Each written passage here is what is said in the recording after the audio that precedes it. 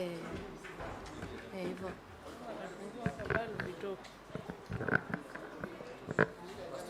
Ngoja ukaige huko. Atakafikia. Mtoa hii bulb tunakanga huko. Anafikia. Unajua ikiwa hapa anaweza nini? Vuta hivi. Mwekee maki vizuri. Hii ni ya shule. Sema.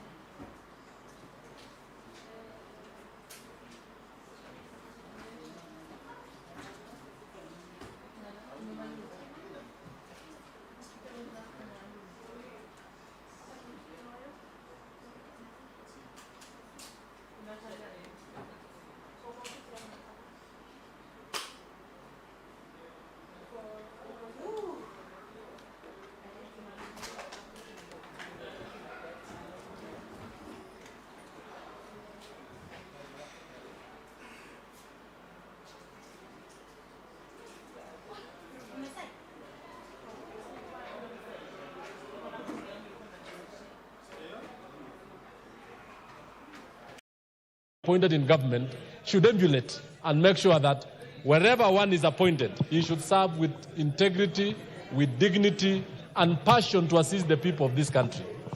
The offices that we hold, Madam Speaker, are not meant for us. They are meant to serve the people. They are meant to ensure that we deliver on services. We make sure that if the drugs are needed, if there is an intervention in a particular area, the officers in charge should intervene and make sure that they serve people. This house has, in this house, we have been able to have discussed many government officers.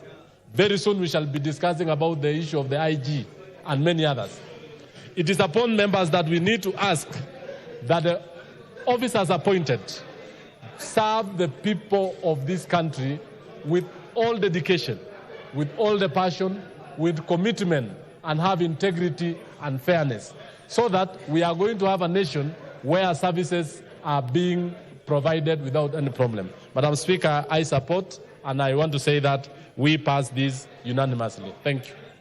Thank you very much. The Honorable Dr. Nyikal, member for Seme. Now listen to people. Thank you, Madam Speaker, for giving this opportunity.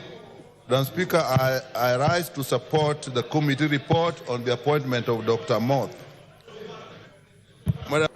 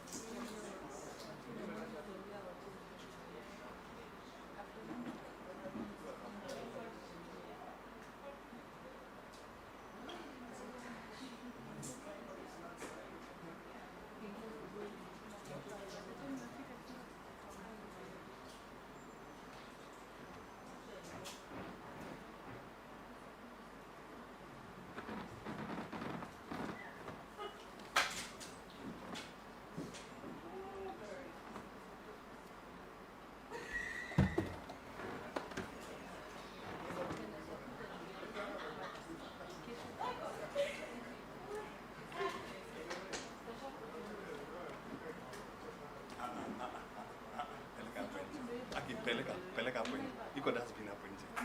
Iko dustbin hapo nje. Niko nasema 3 meters iko paka, iko nini?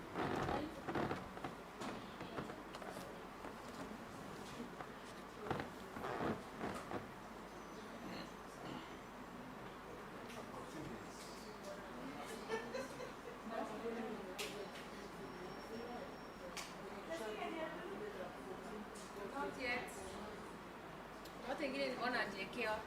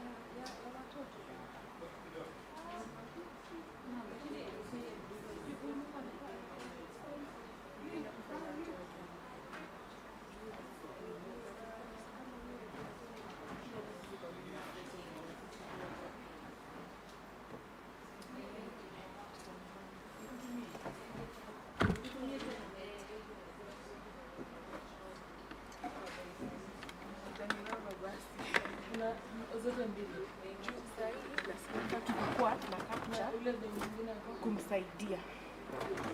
Huyo Fiona alisema kwa compile pamoja.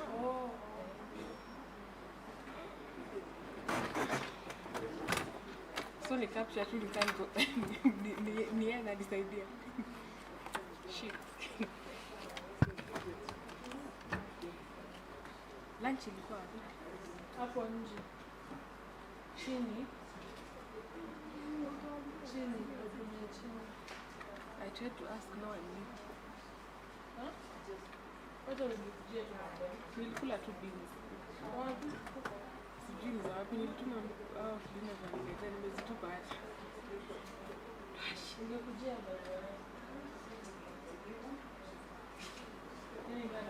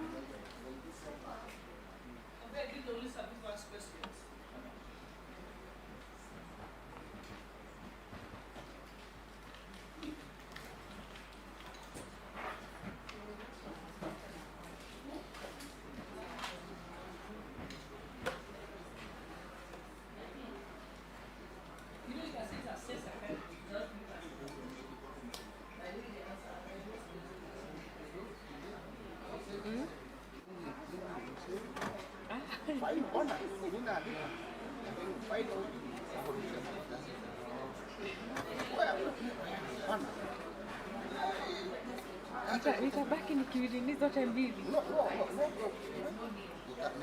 Actually, Mina,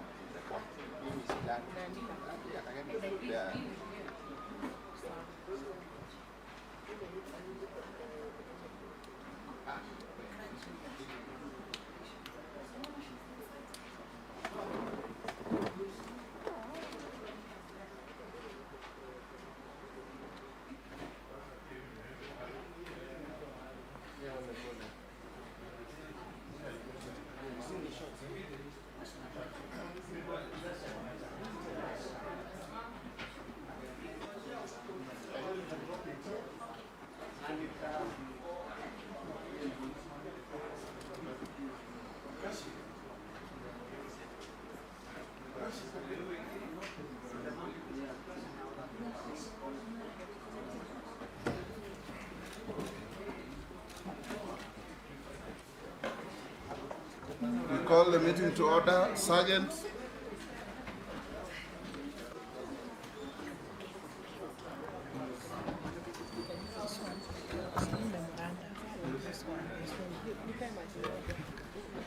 Who is coming? There's no not even one.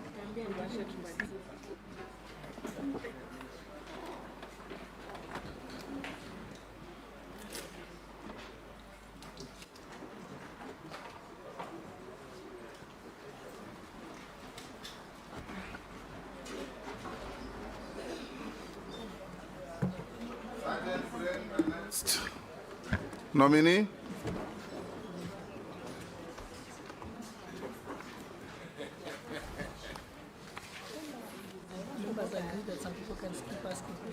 Yes. Waheshimiwa, nao muulize maswali fupi fupi. There are some yes. No. Yes. My proposal. Yes. Member should ask his question in 3 minutes, and the leader and the nominee should answer it in 3 minutes also. Even less. Even less, 2 minutes, let's say. Yeah. Yes, yes.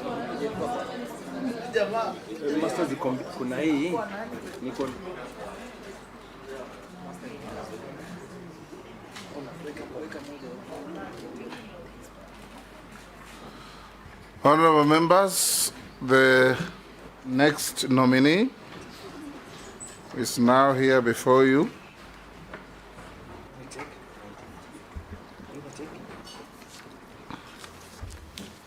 Your name is Dr. Julius Migosi Ogamba. Julius Migos Ogamba. Right.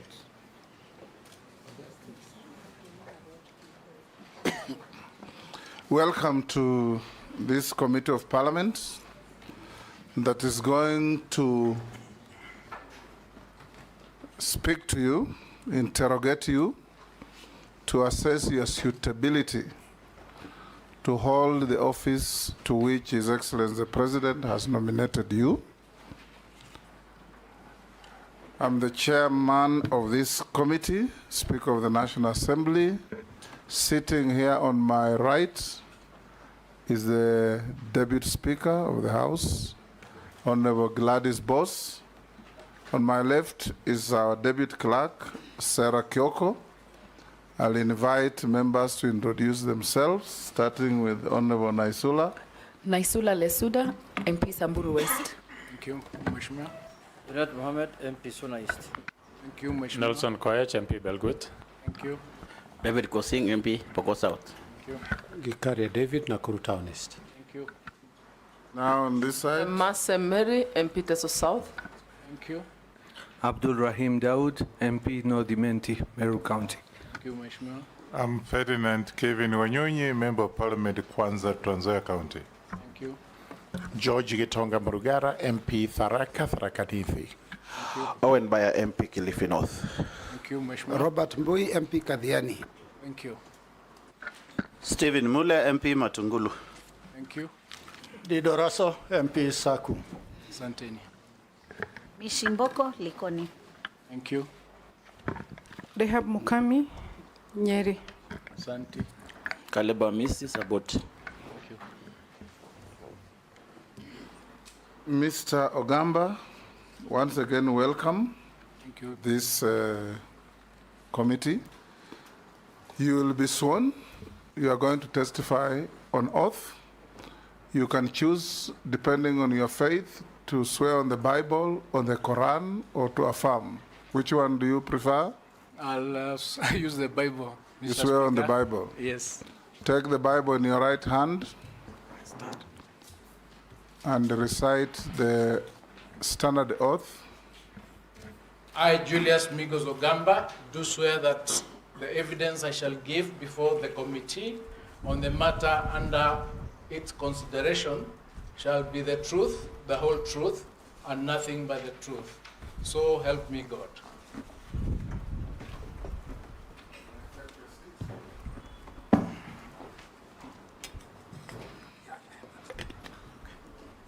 Before we start, can you pass on your documents to the clerk so that she can be able to verify documents you're carrying against the documents submitted to us? Very good.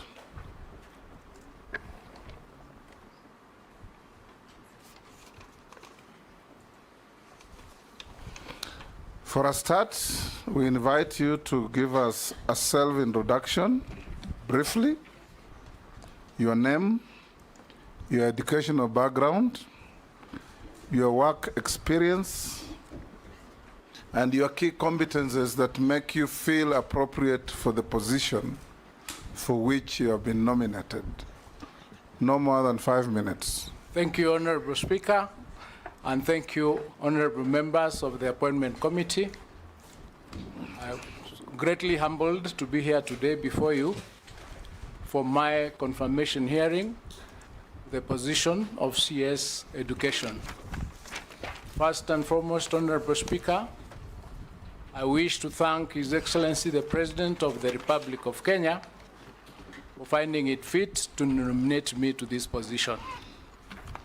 Honorable Speaker, my name is Julius Migos Ogamba. I was born 57 years ago in Kisii County. I went to primary school in a school called Kenyoro, and thereafter I moved to a school called Homa Bay where I did my CPE exams. After that, I was called to Kabarak High School where I did my Form 4, and then I was called again back to that same school for my A-levels.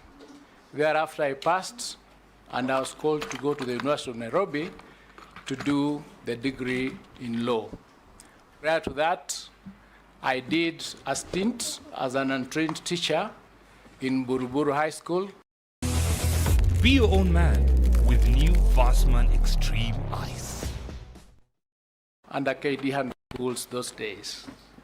After graduation, I went to the Kenya School of Law, and after admission to the bar, I started my legal practice in Nairobi. I started a law firm called Migos Ogamba and Company, and thereafter, in 1996, I took a break. I went to the University of London, where I studied a diploma in the advanced legal studies. I got a diploma from there. Since that time, I've been practicing law, spanning almost 31 years as a private practitioner. I have represented various clients, both individual clients and corporate clients. I have also had a stint in politics. In 2007, I ran for parliament for Kitutu Chache North, and 2017, and also in 2022, I ran for the Deputy Governor, Kisii County. In the year 2023, Honorable Speaker, I was appointed to chair the KenGen board, where I've had the opportunity to lead the board and the leadership team in that organization. I provided leadership since that time until I'm still a chair there.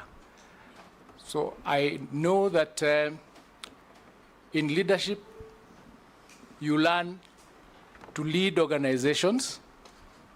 You also have the opportunity to study in that organization. Honorable Speaker, in terms of my suitability to this position, I have had an experience, a large experience, in handling complicated matters in court. I have also had the opportunity to understand what the education docket entails. Honorable Speaker, our Constitution provides under Article 43, under Article 53, and also under Article 55 for provision of education to the children of this country. And the Ministry of Education, under the Basic Act, the Basic Education Act, and also the TVET Act, plus the Universities Act, expands that mandate so that the provisions therein are espoused and has to be undertaken by the Ministry of Education. The role of a CS, Honorable Speaker, is to ensure that those provisions, that mandate, is undertaken by offering leadership in policy and putting the team together so that they achieve the goals in that particular act. That will do. I will invite the Deputy Speaker to be the first to ask you a question. And we expect, when questions are put, to receive concise and precise answers to those questions. Mr. Ogamba, as you're well aware, many Kenyans have put in a lot of complaints relating to the competency-based curriculum, complaining about the lack of facilities, training of the teachers or sufficient teachers. If you were confirmed, what would you change? What is your analysis of the situation, and how would you handle it if you were appointed to this position? Thank you, Madam Deputy, for that question. I have listened to Kenyans on the issue of the CBC. It's a competency-based curriculum that came about in order to replace the 844 system that was there before. The issues that I have identified as a challenge in the Act and as a challenge in the program are 3 in number. There is a problem of lack of teachers. There is also a problem of the engagement of the parents in that program. There's also the challenge of the infrastructure that is supposed to be available to ensure that the CBC is done properly. In my view, the CBC, the competency-based curriculum, is a good program that came to ensure that the children who are learning get the benefit from their talents. So therefore, what would be done is to ensure that the parents understand what it's required for them to be able to assist the children when they're undertaking this CBC. Naisula. Thank you, Chairman. To the nominee, I just want to understand from you what is your take on governments continuing good policies that exist. And why I ask that question is that our cabinet secretaries continuing with the good policies that they find there. In the education sector, we have found and we have seen in the past, every time a cabinet secretary comes in there, they think by changing policies that even are working is showing that they are working. So I want to understand what your take is on that, whether you will continue with the good policies that are working. And my second question is the whole issue of the new university funding model, whether you are aware of it, and what measures will you put in place to ensure that you communicate effectively, especially to the parents and guardians, on what the new university funding model is all about? Thank you. Thank you, Madam Naisula. The question of changing existing policies in an institution that are good is, I think, something that needs to be considered. I do not believe that as a CS, if you went to the institution and you found that there are policies that are working, you need to change them. What you need to change is what is not working. So, because government is one, and you operate on continuity, it's a perpetual succession, so to speak. So if you find that a particular policy is working well, you do not need to change it. What you need to do is change that which is not working. On your second question on effective communication, it is true that there is a challenge with effective communication because some of the policies are complicated. So when they are not unbundled sufficiently for the public to understand them, it brings a bit of a challenge. I think what is not in doubt is that the university funding that you refer to, without a doubt, is a good program. It's a good program because the initial funding that existed was a funding that was going to universities as a block. And in that sense, each and every student was getting it without relating what they are receiving to their needs. The new funding model is a model that is based on the need of the student and the costs of the program. So that if, for example, you are able to fund your education, then based on the fact that you are able to, you should not be financed by government. And in that sense, the little funds that are available go to meet the needs of those who are most vulnerable.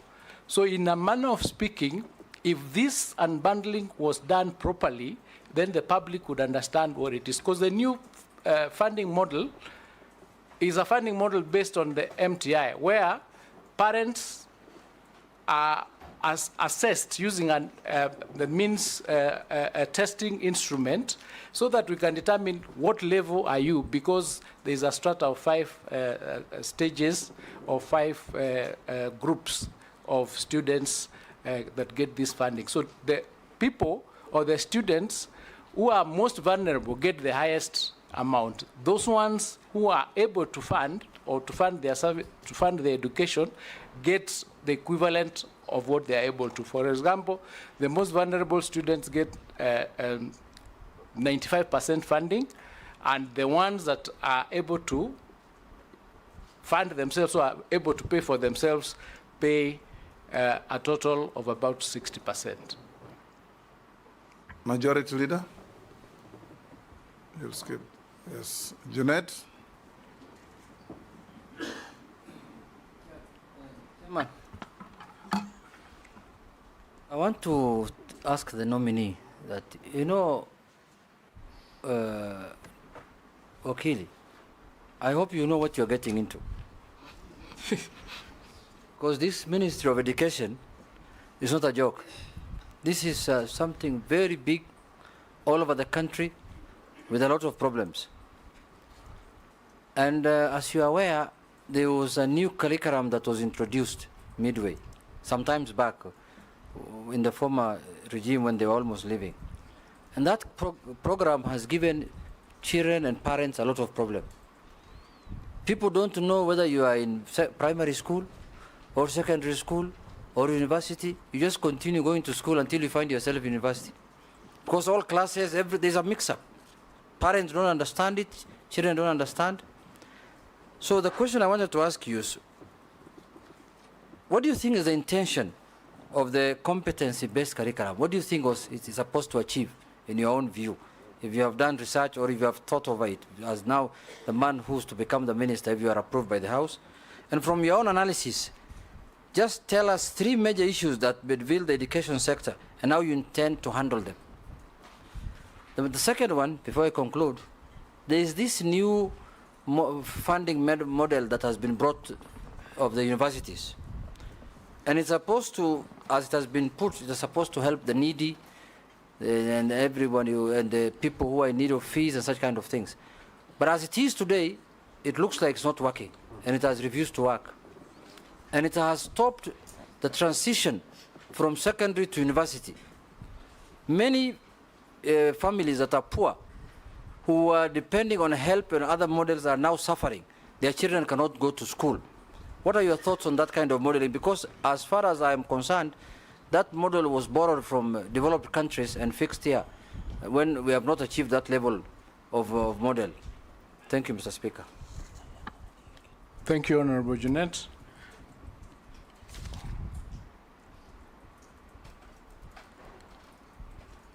Now, the question that you ask on the 3 main problems that are bedeviling the education sector is a very important question. And in my view...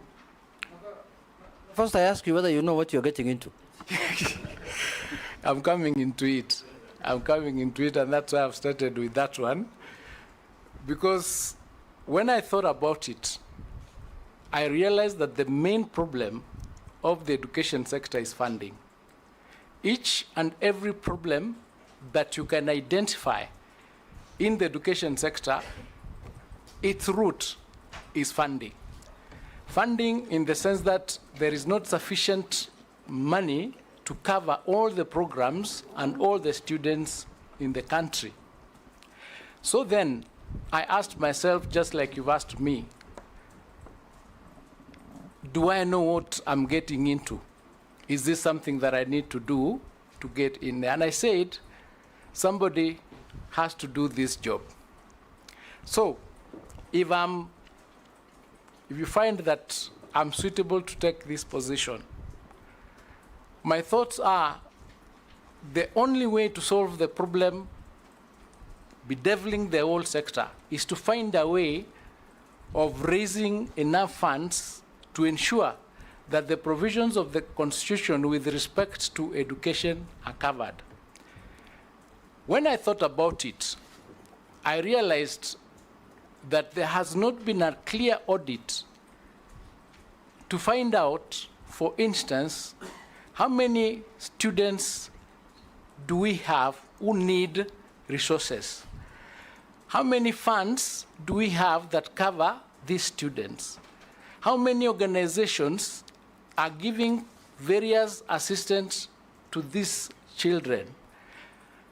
How many people are contributing every day towards the school fees of these children in the country? In other words, how much money is the whole country spending on education? So that we can come up to a decision on how that money can be harnessed in order to service the education sector and ensure that all the children in the country are actually get free education as stipulated in the Constitution. So I said I would take up the challenge and work with all the stakeholders to find a solution to the funding problem. The second problem that I realized needs to be tackled is there are a lot of good policies and good laws in the education sector. But I realized that perhaps we are not adhering to those particular policies. What do I mean?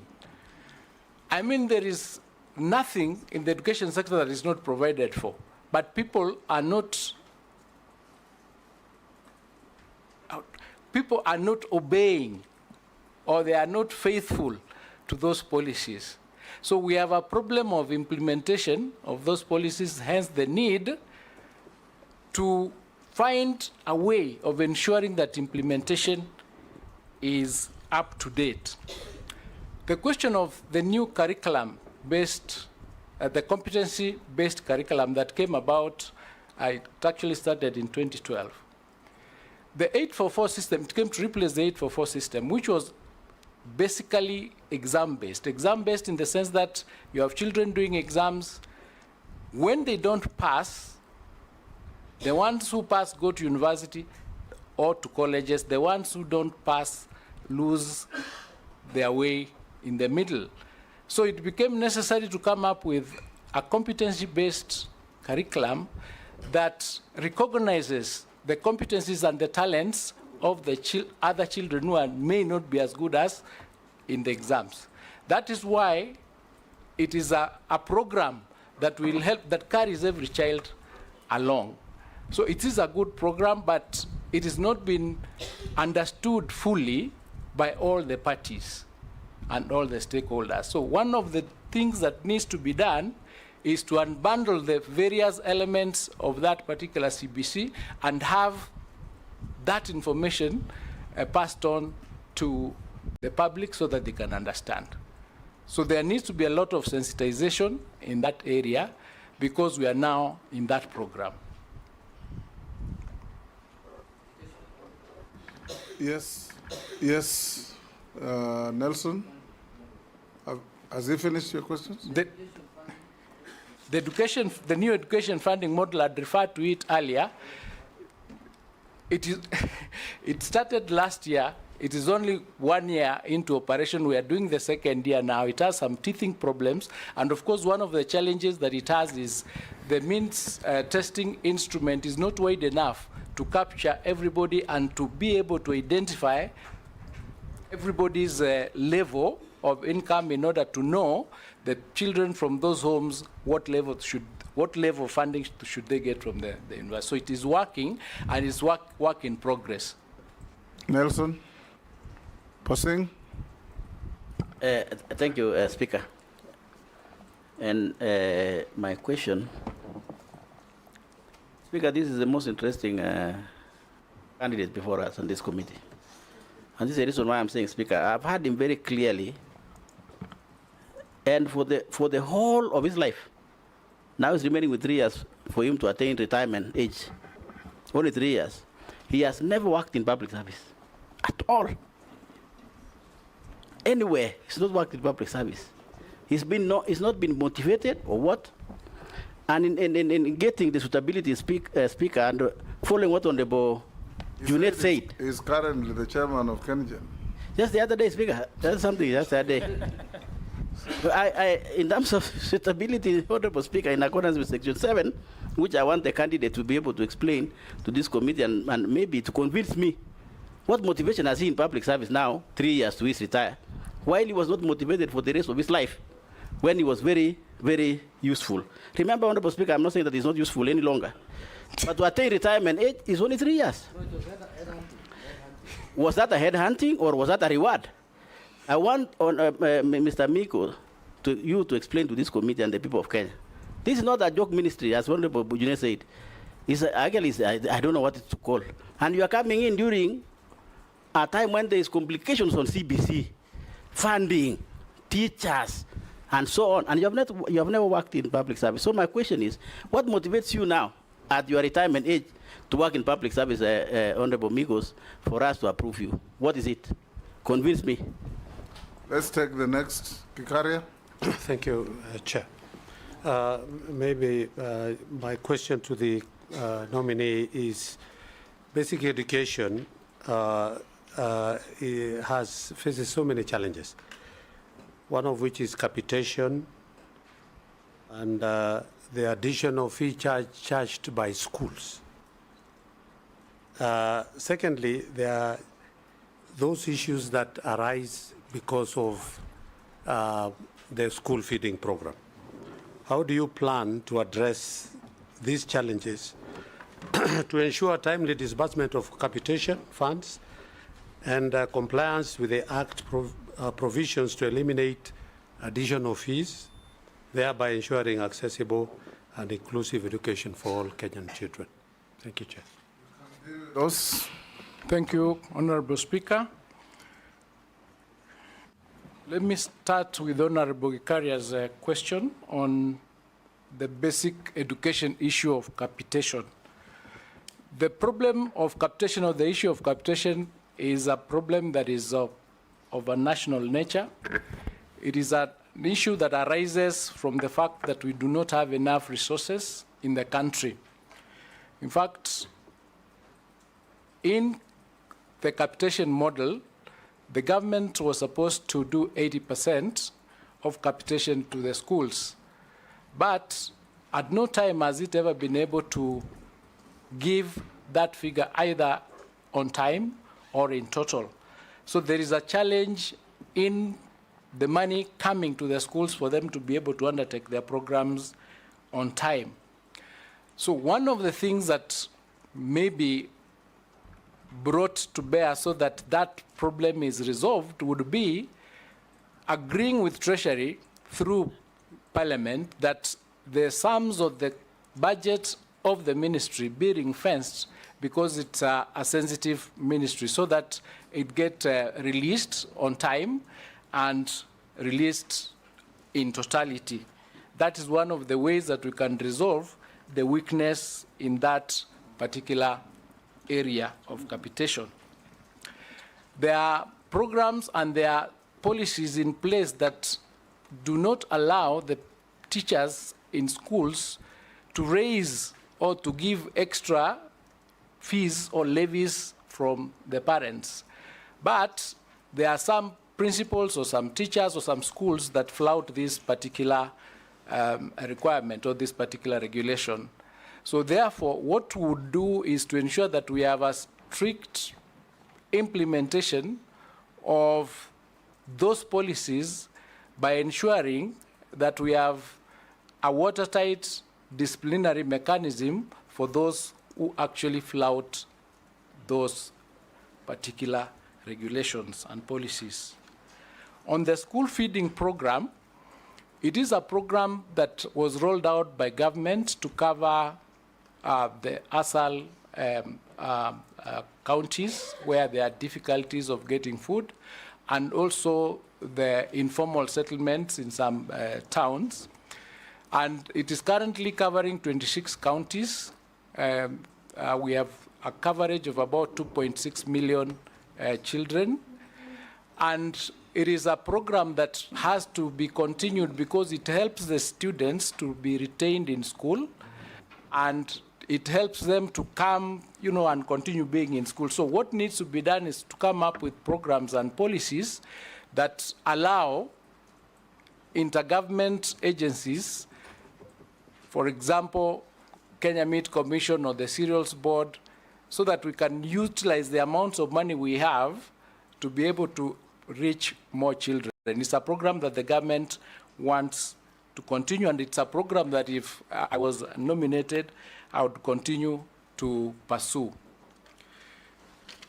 On the question of retirement age, I am not yet on that. It's irrelevant. There's no age limit for a minister. There's no age limit. Mary? Thank you, Chairman. I want to pick up from where... Honorable Speaker. That question of age was building my question. And I was asking, what is his motivation in joining public service? Yeah, let me answer about motivation, but not age. Yes. But nobody There's asked no about... age limit provided in Exactly, any law. Honorable Speaker, but I'm also aware. On being a minister. That is true, Honorable Speaker, and I don't know whether you got my... You say he has never worked in public service. So I was What now, is motivating him at this age to accept to be appointed? Exactly. Okay. Yes, thank you for that question. Let me just say that the job that I've been doing as an advocate and working in this country, I have also represented public institutions, so that it can't be argued that because I was in private practice, I have not had any motivation to work for the public. I've also done pro bono work for a lot of public institutions. As I indicated earlier, I've also doubled up in politics, running for parliament, and it's because I wanted to be or to work in the public sector and to assist a lot of the things that I see happening. So it's not true that I have no motivation to work in the public sector. And as I said, I'm currently the chairman of KenGen. We have done a lot of public programs. We've been able to resolve a lot of the issues that were there pending, ensuring that for the last 1 year, our plants have been 95% available, meaning we've been able to produce electricity at that level without it going below 90%, meaning I've been actually doing some work for the public. Mary? My question to the nominee is on free and compulsory basic education. The Act provides clearly that every child, up to 11, should have free compulsory basic education. And Section 28(2) mandates the Cabinet Secretary, in consultation with the National Education Board, to ensure the establishment of all learning institutions, be the primary, the secondary, special needs, name them.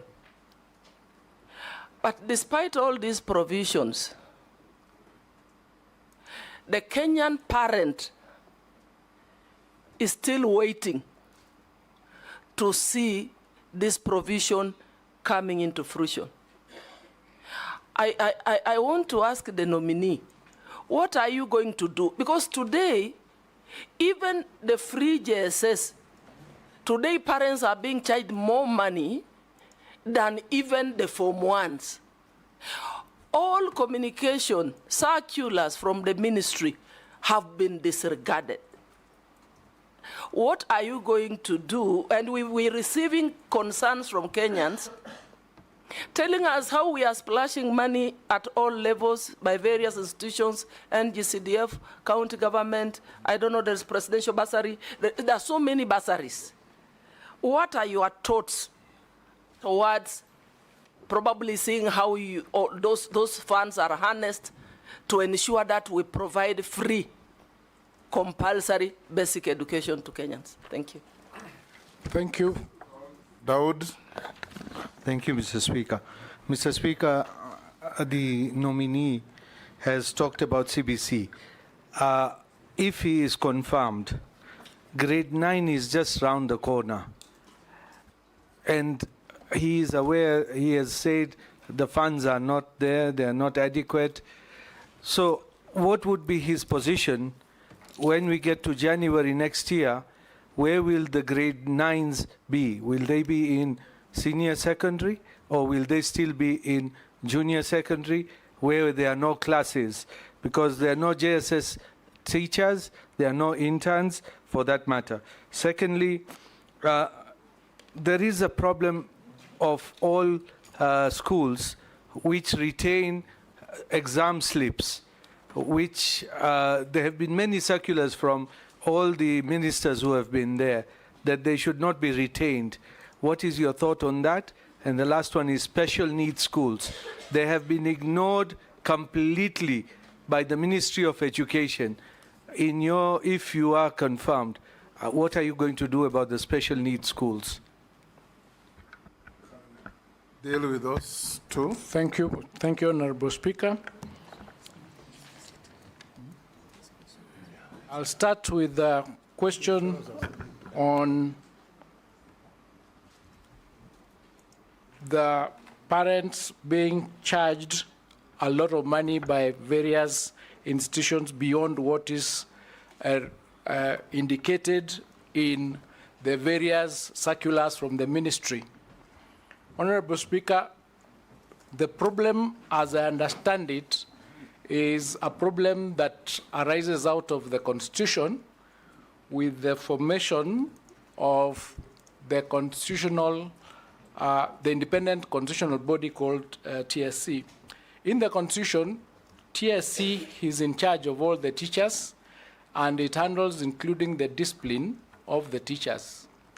Now, what then happens is the Ministry of Education is in charge of releasing funds to schools, and when those funds are not used properly, or when the teachers do not follow the circulars, the Ministry of Education doesn't have power to discipline those teachers. They have to go through, they have to prepare a report, go through TSC to give that punishment. So what has happened, because of the reforms that are taking place, there are consultations where we are supposed to work together, and what has come up is to agree with TSC so that with respect to principals, the Ministry of Education becomes an agent of TSC with respect to handling those aspects, especially where they do not follow the circulars from the ministry.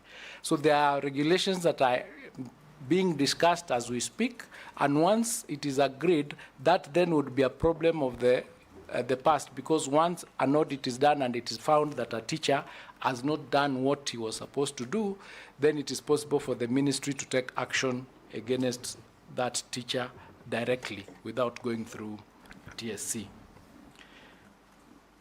Then the question from Honorable Dawood, there were three.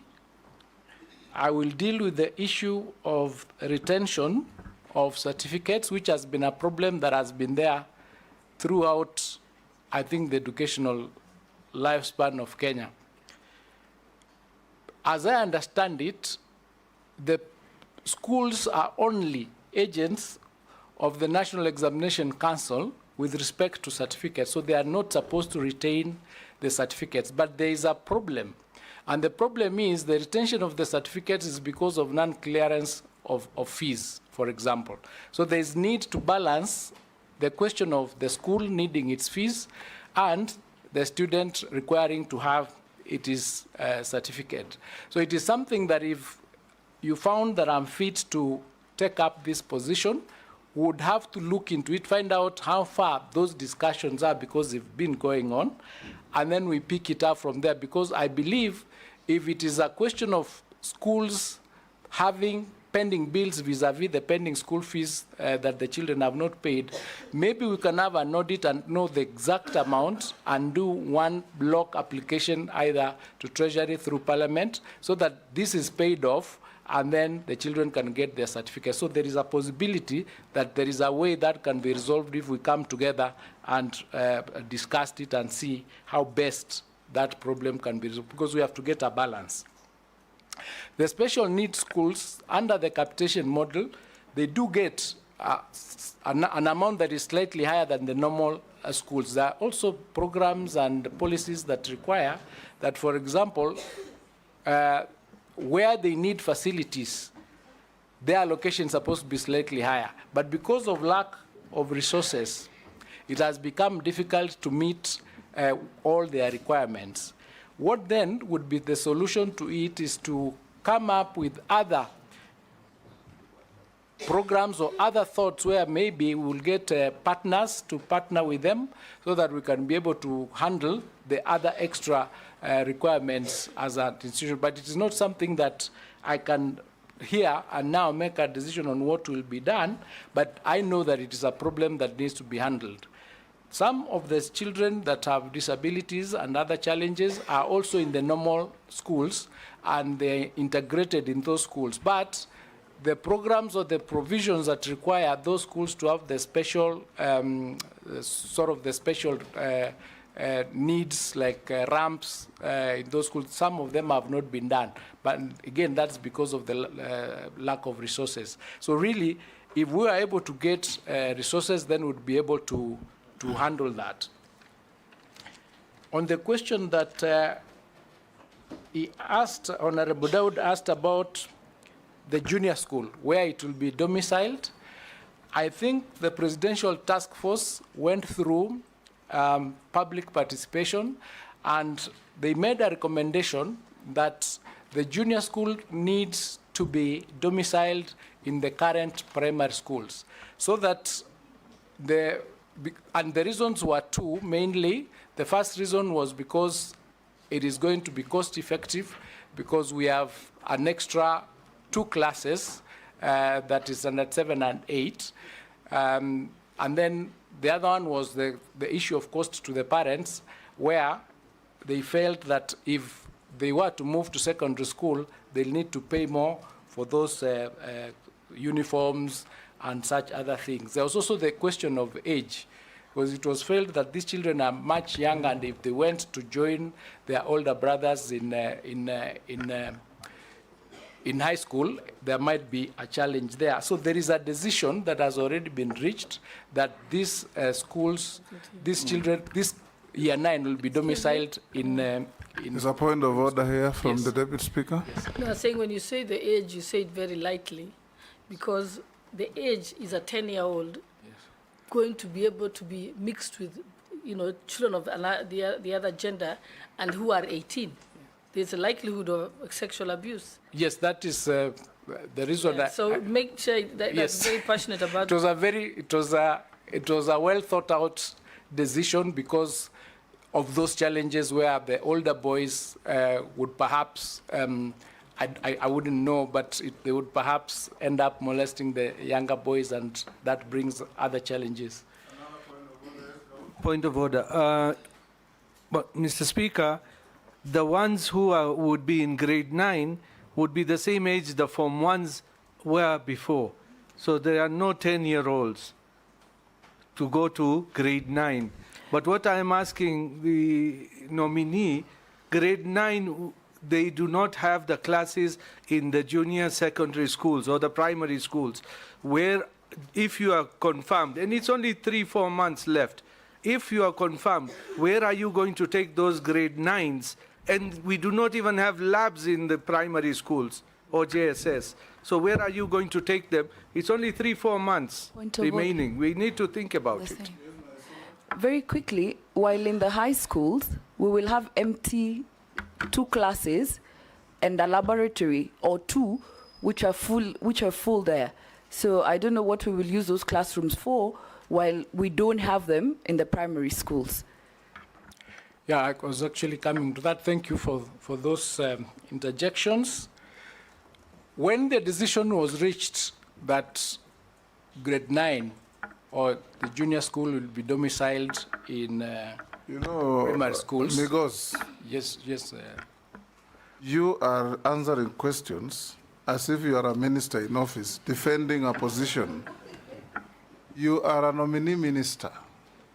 The questions being put to you is for you to tell this committee whether what they're asking you, the vetting members, whether what they're asking you is okay with you, or you will institute changes, and in your view, what you will do if you become the minister.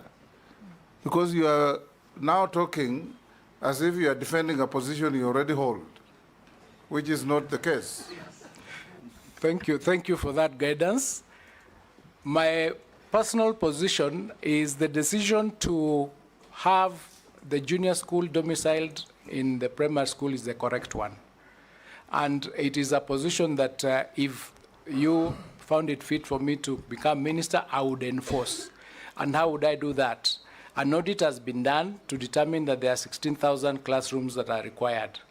So far, 3,500 are under construction, and they're likely to be ready in the next 2 or 3 months. The other 7,500, I understand, are supposed to start in October, and they'll take 3 months. The shortage that will be there then comes to 5,000.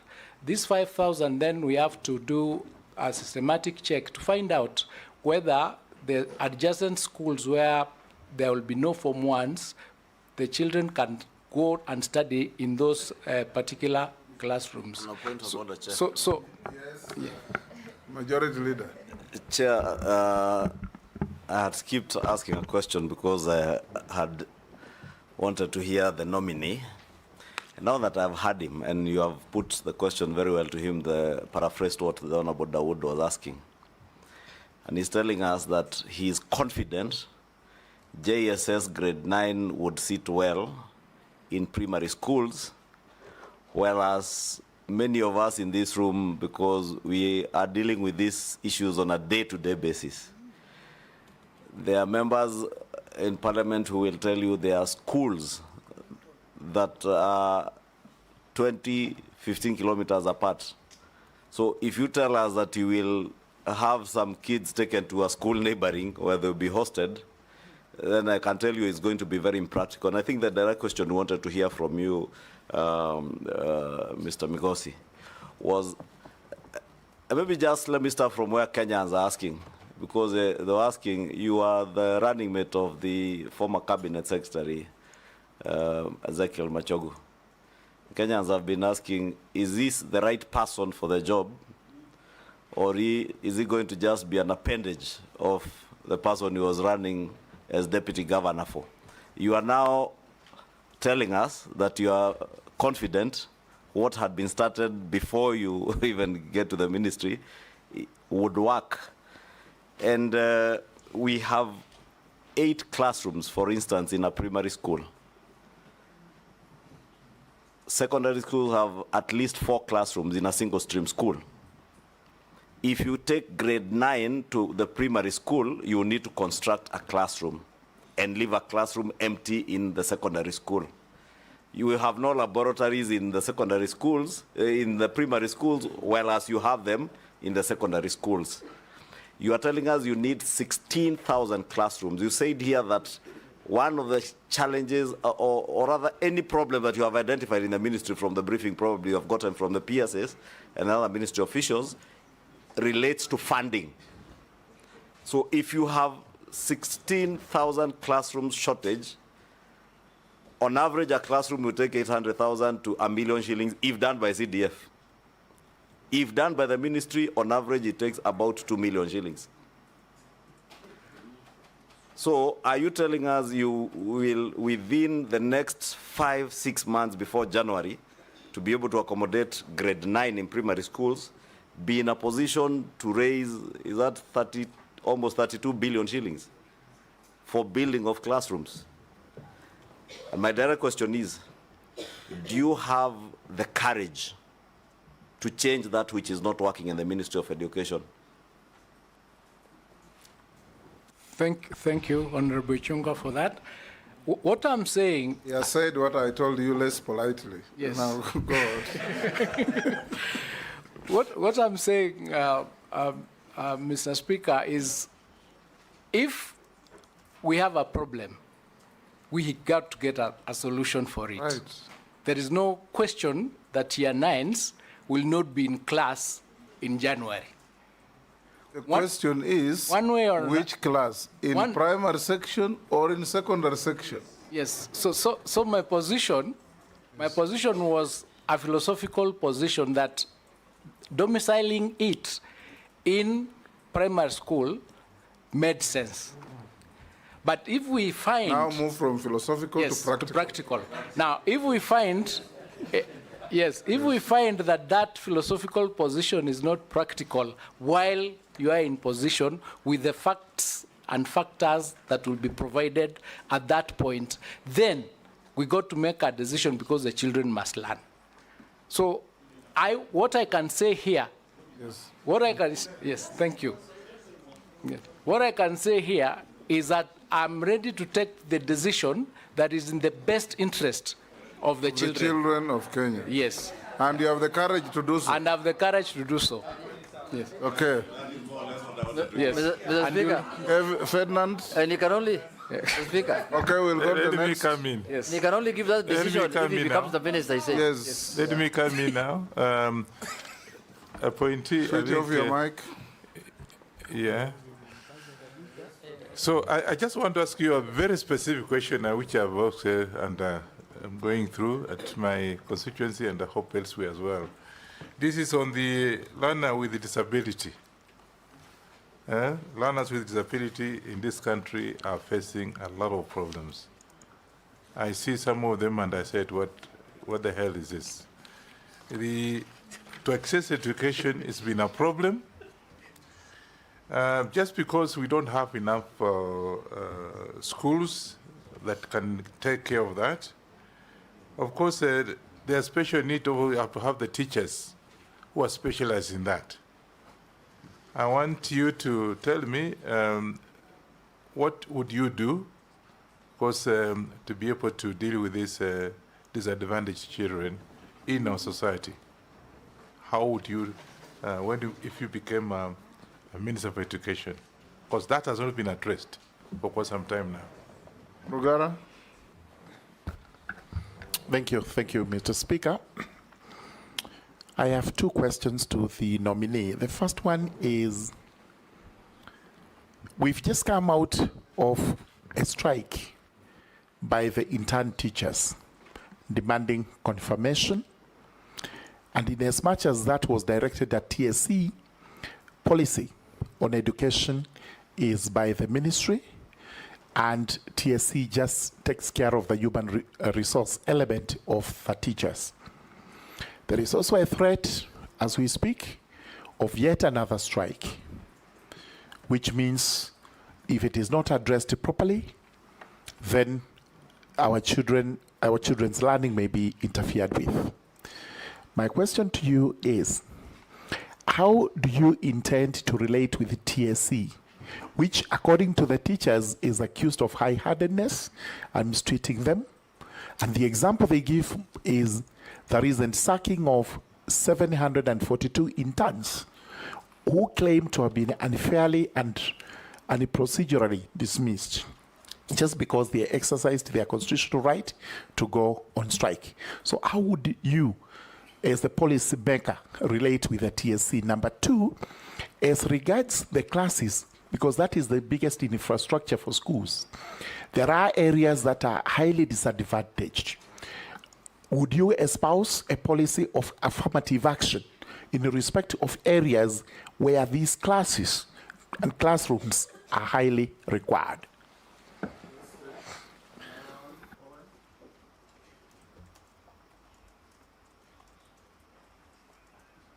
Thank you very much, Speaker. Speaker, I would like to ask the nominee for education the following question.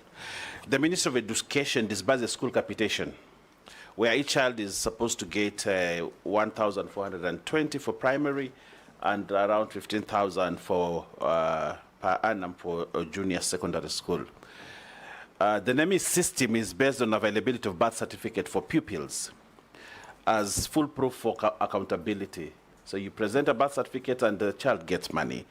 Kids without birth certificates end up not being given capitation, and yet they are in school and require funds. There are schools with over 1,500 kids who get capitation for only 350 kids because the other kids do not have birth certificates. This, for me, is a constitutional issue because it speaks to discrimination. That children are being discriminated in school. You're actually growing rich schools, poor schools, because children have birth certificates, others do not have birth certificates. The kids are denied funds for an administrative issue that is not their making. the ministry needs to look for a no punitive measure or a non-punitive measure to ensure schools are capitalized and every student gets his or her fair share. This has resulted to poor schools and rich schools. All schools must get capitation based on all kids in school and not only kids with birth certificates. That's the background I'm trying to lay there. Nominee, I want to ask you this. How will you stop this discrimination if you are approved as a Cabinet Secretary for Education? Secondly, how will you improve on NEMIS to ensure there's no corruption, that it captures all kids without necessarily having a birth, whether the child has a birth certificate or not? The birth certificate is supposed to get funding. I suffer that because I come from a community traditionally that has never looked for birth certificates when children are born, and therefore my schools get a quarter of the capitation they're supposed to get. And this spreads in northeastern Kenya, in other places where birth certificates has not been really a significant thing. How will you handle this, Nominee? Thank you. You can deal with those three. Thank you, Honorable Speaker. Honorable Wanyonyi's question with respect to special schools and children with disabilities, the learners. The only solution to handle that situation is to come up with an affirmative action program. Because in a society where we have a number of our children in that weak position, it is upon us to come up with programs and support them first. So if I was to become the CS for education, I would immediately ensure that an audit is done, find out how many schools are there for these children, how many they are, and what they require, and create a specific affirmative action for them so that they can be able to be brought up to the level of the other children. That's what I would do, to access education just like everybody else. To Honorable Murugara's question with respect to the strikes and the threat that is coming up, this morning when I woke up and yesterday, the Finance Bill 2023 was also declared null and void, meaning we are back to utilizing the Finance Bill of 2022. Which means that the question of resources is shrinking even further. The threat of the strike by the teachers is based on their collective bargaining agreement, which was supposed to be effected, I think, from this July. Now, it is imperative that we arrest that situation by, one, ensuring that we have clear and forthright discussions with the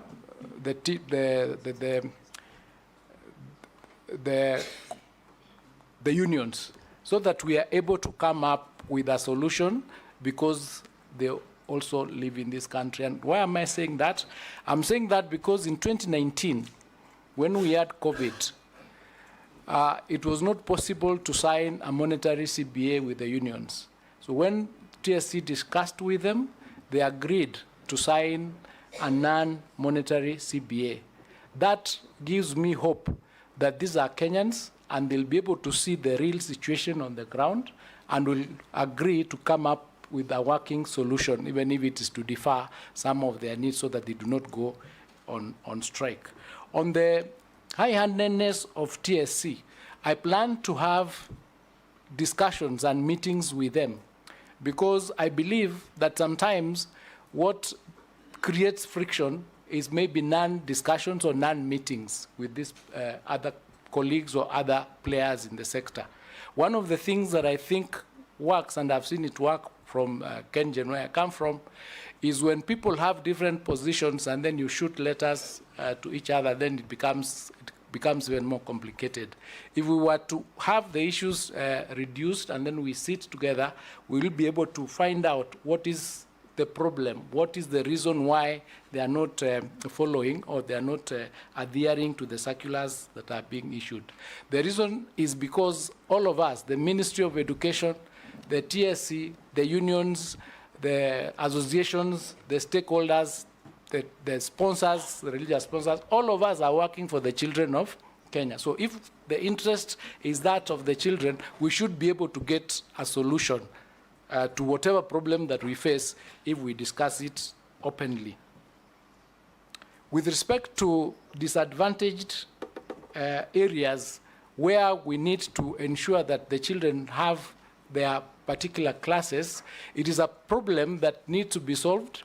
And one of the ways this can be done is by partnering with other organizations. For instance, you would work with organizations to build affordable classes from which then we could lease and pay them in installments. So we could look at the situation the way it is and come up with affirmative action to ensure that those classes are there, because those children will be disadvantaged if we don't organize for them to have the classes to be able to study. Honorable Owen, the question on the children not being captured in NEMIS. It is true. The NEMIS tool is based on the birth certificates. And where there is no birth certificate, the children are not captured. If they are not captured, then they don't get the capitation. So it is straight away a discrimination on those children, because the Constitution under Article 53 does not say the children that are supposed to be funded have to have a birth certificate. It just says the children of Kenya must get their education. So what has happened after that, I think problem was raised with the ministry. A group or a team was formed, and they have undertaken a physical census, a 50-day physical census of the children in the country, and that exercise is ending tomorrow. Once that is done, those children will be fed into the system. In the meantime, the NEMIS is not comprehensive enough. So there's a proposal to come up with a larger ICT program, which we are calling KEMIS, the Kenya Education National Management Information System, whereby it will capture not only the children from birth or from entering school, but it will capture everything else. There'll be what do you call them? You call them modules inside there that capture everything relating to the student, so that you are given a number when you enter school, and you stay with this number until you get employed. So that if you go to a particular school, it will show you've gone to this school. If you graduate, it will show you graduated with this degree. So until the time you get employed, then you can change the numbers at that point. This also helps us resolve the issue of certificates, or fake certificates as are known in this country. So that problem is being addressed, and it's a genuine problem, and I believe it is something that if I became CS, I would follow personally to ensure it is done. Yes, as Honorable Mbui comes on, Nominee, would you consider when on dealing with Owen Byers' issue, would it not be prudent for you to engage the Registrar of Births and Deaths to go around schools and issue certificates, birth certificates to children, especially in disadvantaged areas? That is correct, Mr. Speaker, because once this exercise ends tomorrow and we have the report showing which schools or which students do not have birth certificates, then we can engage them to go and issue those birth certificates. It's a possibility. Robert Mbui. Yeah, thank you, Mr. Speaker. Dr. Migos, you know, the issue of capitation is normally very low based on the amounts that are given and constantly delayed. How do you feel that you deal with this issue? Then there's also the reference all the time to free primary education, free secondary education, yet we are aware that parents have to pay for teachers that are paid for by parents under BOM. And also we have constant, every time we have exams, the parents have to pay for them. Co-curricular activities, parents have to pay for them. So the uniforms, parents have to pay. So will you consider dropping this misleading term of free education from Kenyan education sector, or will you make it really free? And finally, the Basic Education Act is very clear that no child should be sent away from school for whatever reason. But this is constantly happening, because if you go to all our rural areas, you find children walking back home during the day for, small amounts of money, 10, 20, 30, 40, 50 shillings, 100 shillings. What will you do to deal with this menace? Thank you, Speaker. Mine is nominee. How will you propose to enhance teachers' training, teachers' evaluation and monitoring, teachers' accountability and professional development to enhance quality education in Kenya? Thank you very much, Honorable Chairman. Dr. Julius, your predecessor was actually a district officer. I was a district commissioner. So he has a fairly feel of the different parts of this country, including the most rural and marginalized areas. I don't want to repeat what Honorable Kosing said. You haven't worked in public service, and you haven't worked in education, other than getting educated. My serious concern, really very serious concern, is there are too many moving things in education. And the first thing which I want to take up with you is Nakon. The idea of coming up with Nakon from the beginning is to allow access to education for the nomadic children, the pastoralists, the most marginalized people in this country. But within very few years, Nakon has been turned into some sort of paltry for all disadvantaged enclaves in Kenya, including Nairobi, Mombasa, Kisumu, and all that. Going forward, if the House approves your nomination, how will you help in terms of bringing back Nakon online to address the mandate for which it was founded in the first place? Secondly, it is this issue of TVET. I think honorable colleagues have touched on, but I want to repeat.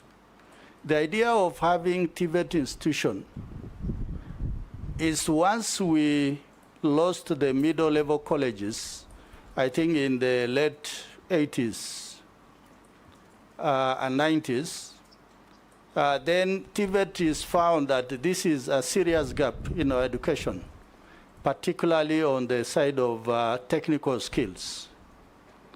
With the current funding model, a lot of those youngsters are likely to drop out of those institutions. What would be your plan or strategy to make sure that those learners remain in those institutions until they qualify?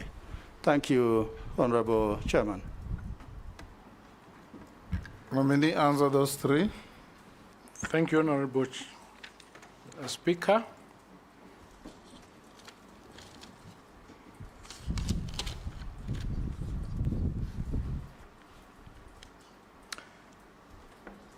I'll start with the Honorable Mbui's question on the low capitation. The low capitation is an issue that is tied to the low funding in the government. As I said earlier, the government was supposed to be funding 80%, but the capitation that has been going to schools is far much less than that 80%, and that is a problem of not having enough funds coming from Treasury. And of course, there is a bigger problem in that the economy is not able to meet those obligations. And the issue relating to the primary, the schools not being free, education not being free, because of these other additions that actually sometimes lead to even the figures being higher than the school fees that is supposed to be paid, and then using that to send the children home. That is a violation of actually the policy that exists, and it boils down to the issue that I had raised earlier of the difficulty in ensuring that those who flout these laws are punished. And the solution to that is to ensure that we are able to come up with a fund that will totally cover the costs of education in the country, so that the children just go to school and the government pays for everything, so that the question of sending them home, retaining certificates do not arise. And that's what I was saying earlier, that perhaps it is time we have a conversation as to what is the actual amount of money in this country is everybody spending on education, and what is the amount of money in this country that we need yearly to cover for all the children, so that it is completely free. If that audit was done, on one hand, the amount of money from various units, because you go to CDF, you'll find a bursary, you go to counties, there's a bursary, you go to the private sector, there is a bursary, there are scholarships that come from other institutions that cover certain parts, but nobody has done an audit to find out for sure how much, and then there's capitation, etc. How much is it that is going to this particular sector called education? Because it then happens that because there is no coordination, there is duplicity. Some people get more. Some people get more than 3, 4 amounts coming from the various institutions. Others get nothing. So if we did, on the one hand, that particular audit, and then on the other one, we find out for sure how much do we need per child from class 1 all the way to university.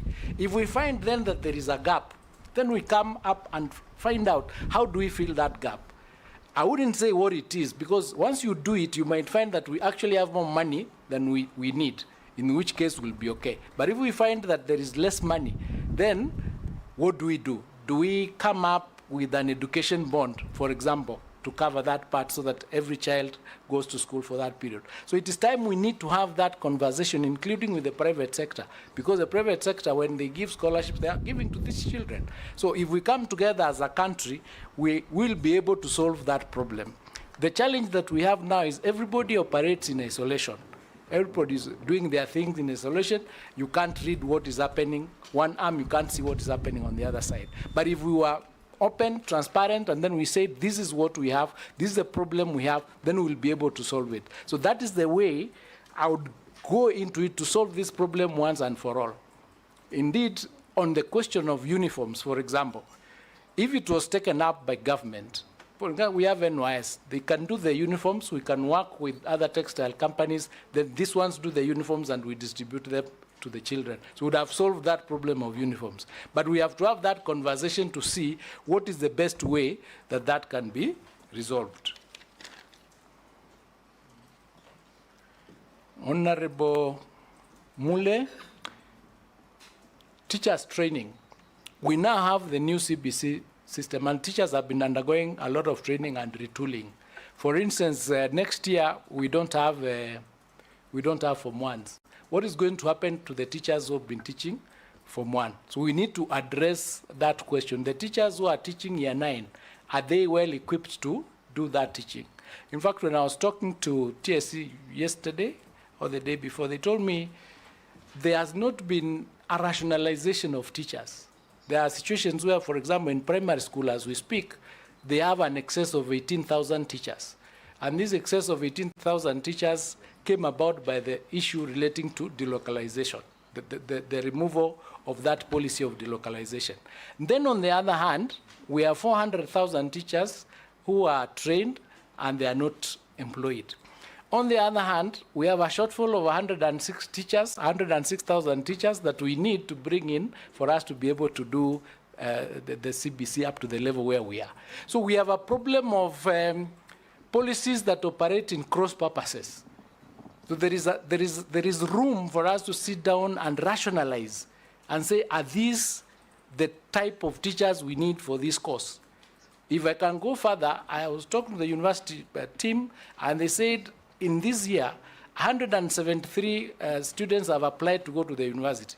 53,000 of those are teachers. They are going for education. So we already have 400,000. We have 53,000 applying to come in. We then have universities that are not able to meet their obligations, but they are offering these courses, Are they offering the right courses? So it is a question of us sitting down and looking at the whole sector to try and understand what is really ailing us vis-a-vis what we are offering. Because you cannot be offering courses where you have 400,000 people already out, you are bringing in 53,000 just because we employed 58,000 the other day. So everybody thinks when I come out, I'm going to get a job. In 4 years, we'll be having 600,000 teachers or 700,000 teachers. But on the other hand, we have 18,000 that are not told properly to deal with the system that we have. And all this comes to us, and that duplicity works backwards to raising the cost of education in this country.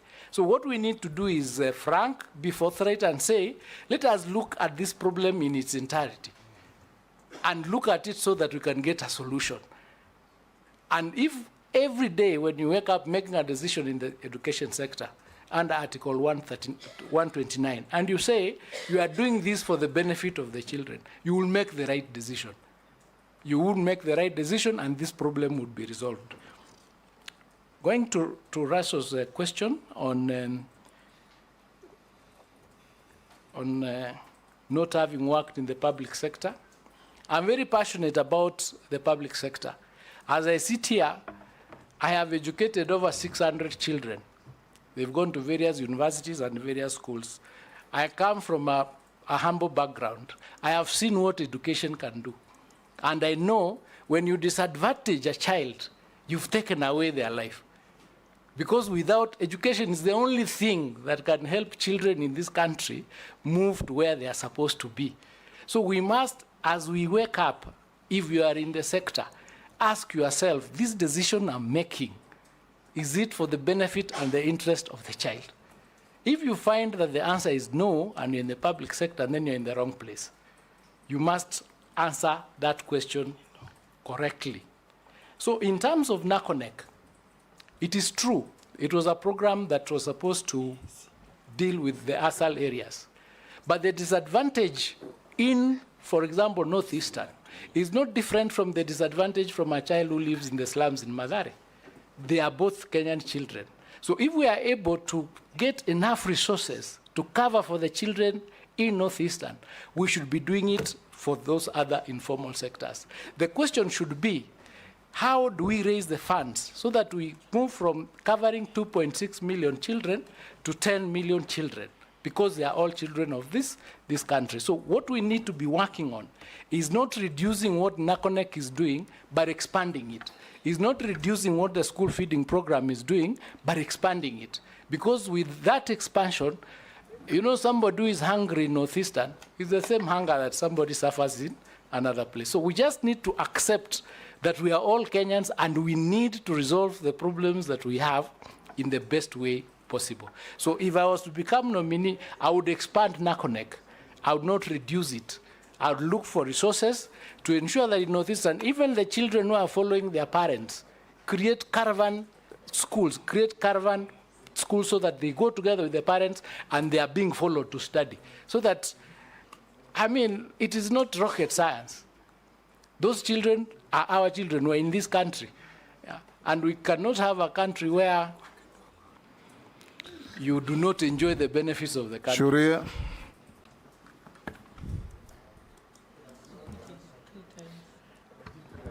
Oh, he has not answered the question on TVET.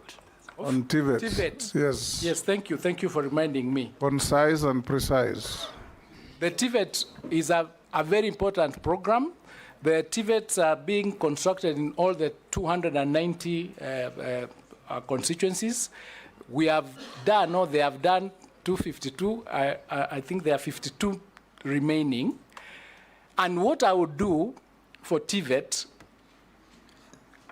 is create the TVET colleges in the country and isolate a few to become centers of excellence.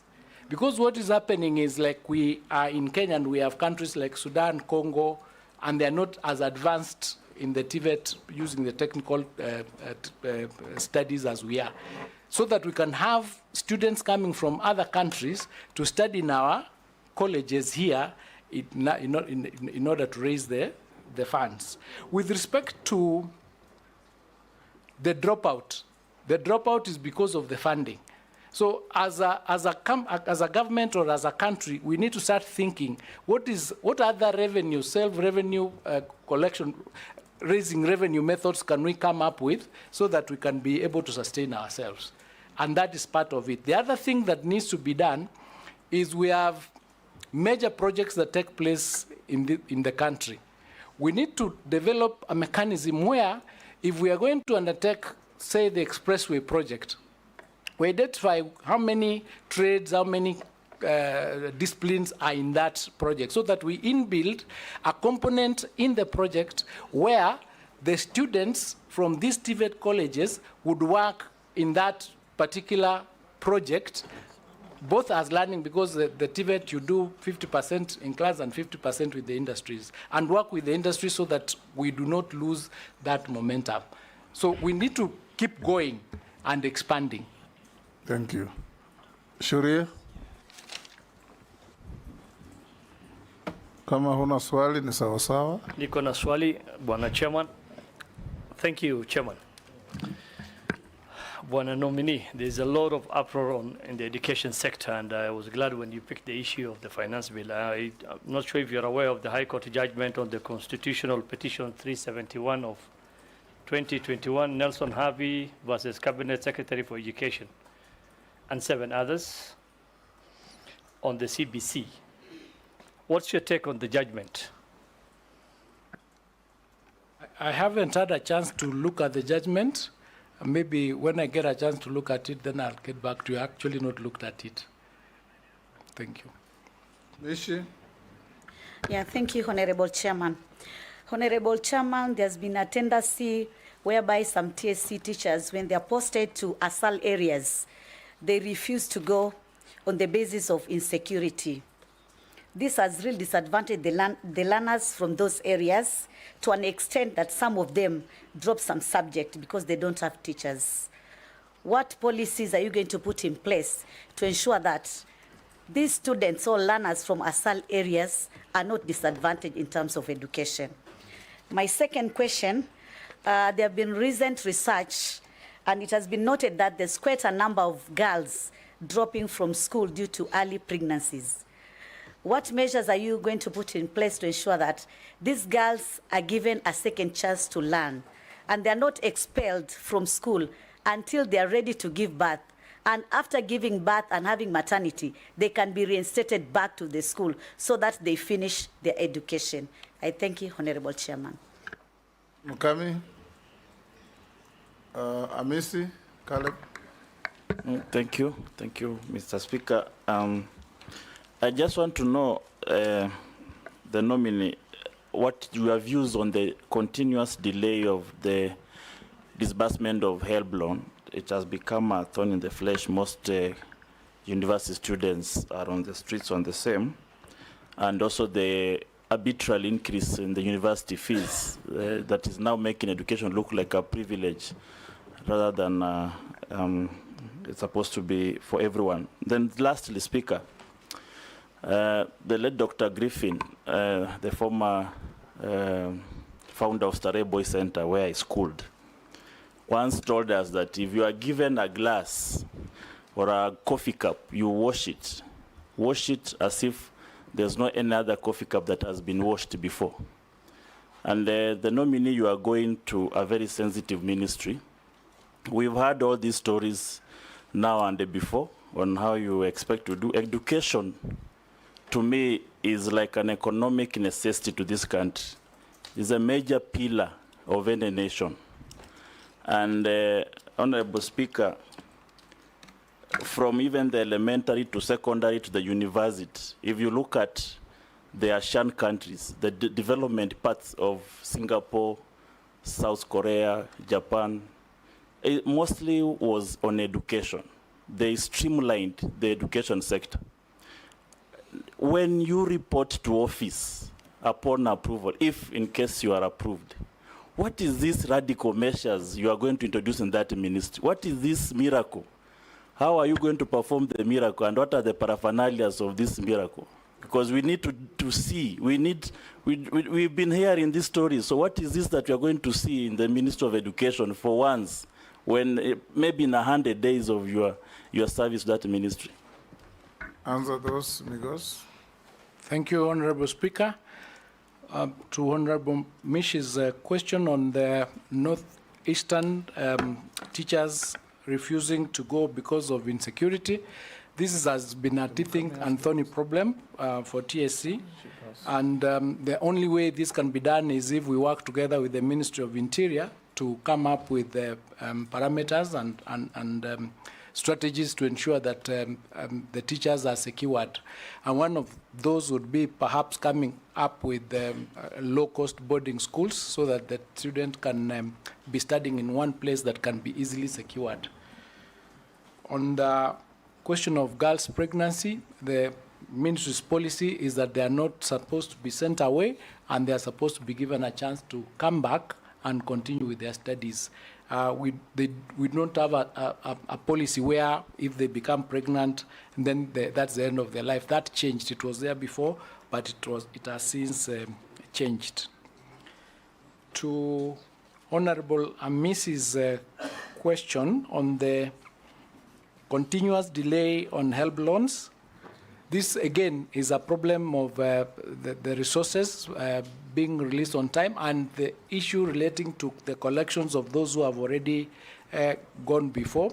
I understand that there is a study that is going on to find out whether HELP can come up with a bond to ensure that they have enough resources to cover the students so that we avoid this problem. On the issue of the increase on fees, I understand the fees has not increased for the programs. What has happened is that before, the program's cost was not being indicated. Now with the new funding model, the program amount is being indicated and the parents are thinking the fees has been increased from what was being given as capitation. So the fees, as I understand it, are not increased and what would happen is under the new funding model, the student is still getting funded through the scholarship and help as to ensure that they are not paying more than they were supposed to be paying before. On the question of what I would do... Excuse me, Mr. Nominee. You know, when you said that the money being indicated as school fees is the actual cost as costed by the ministry. But when a parent in the village receives a school fees, invitation admission letter that has 350,000, 450,000, can you imagine the panic you're causing across the country? It is careless and not strategic. This is how you build anger in the country. So the letter should just have the exact cost per household cost, not the full amount, because the rest is being covered by the Higher Education Fund and HELP.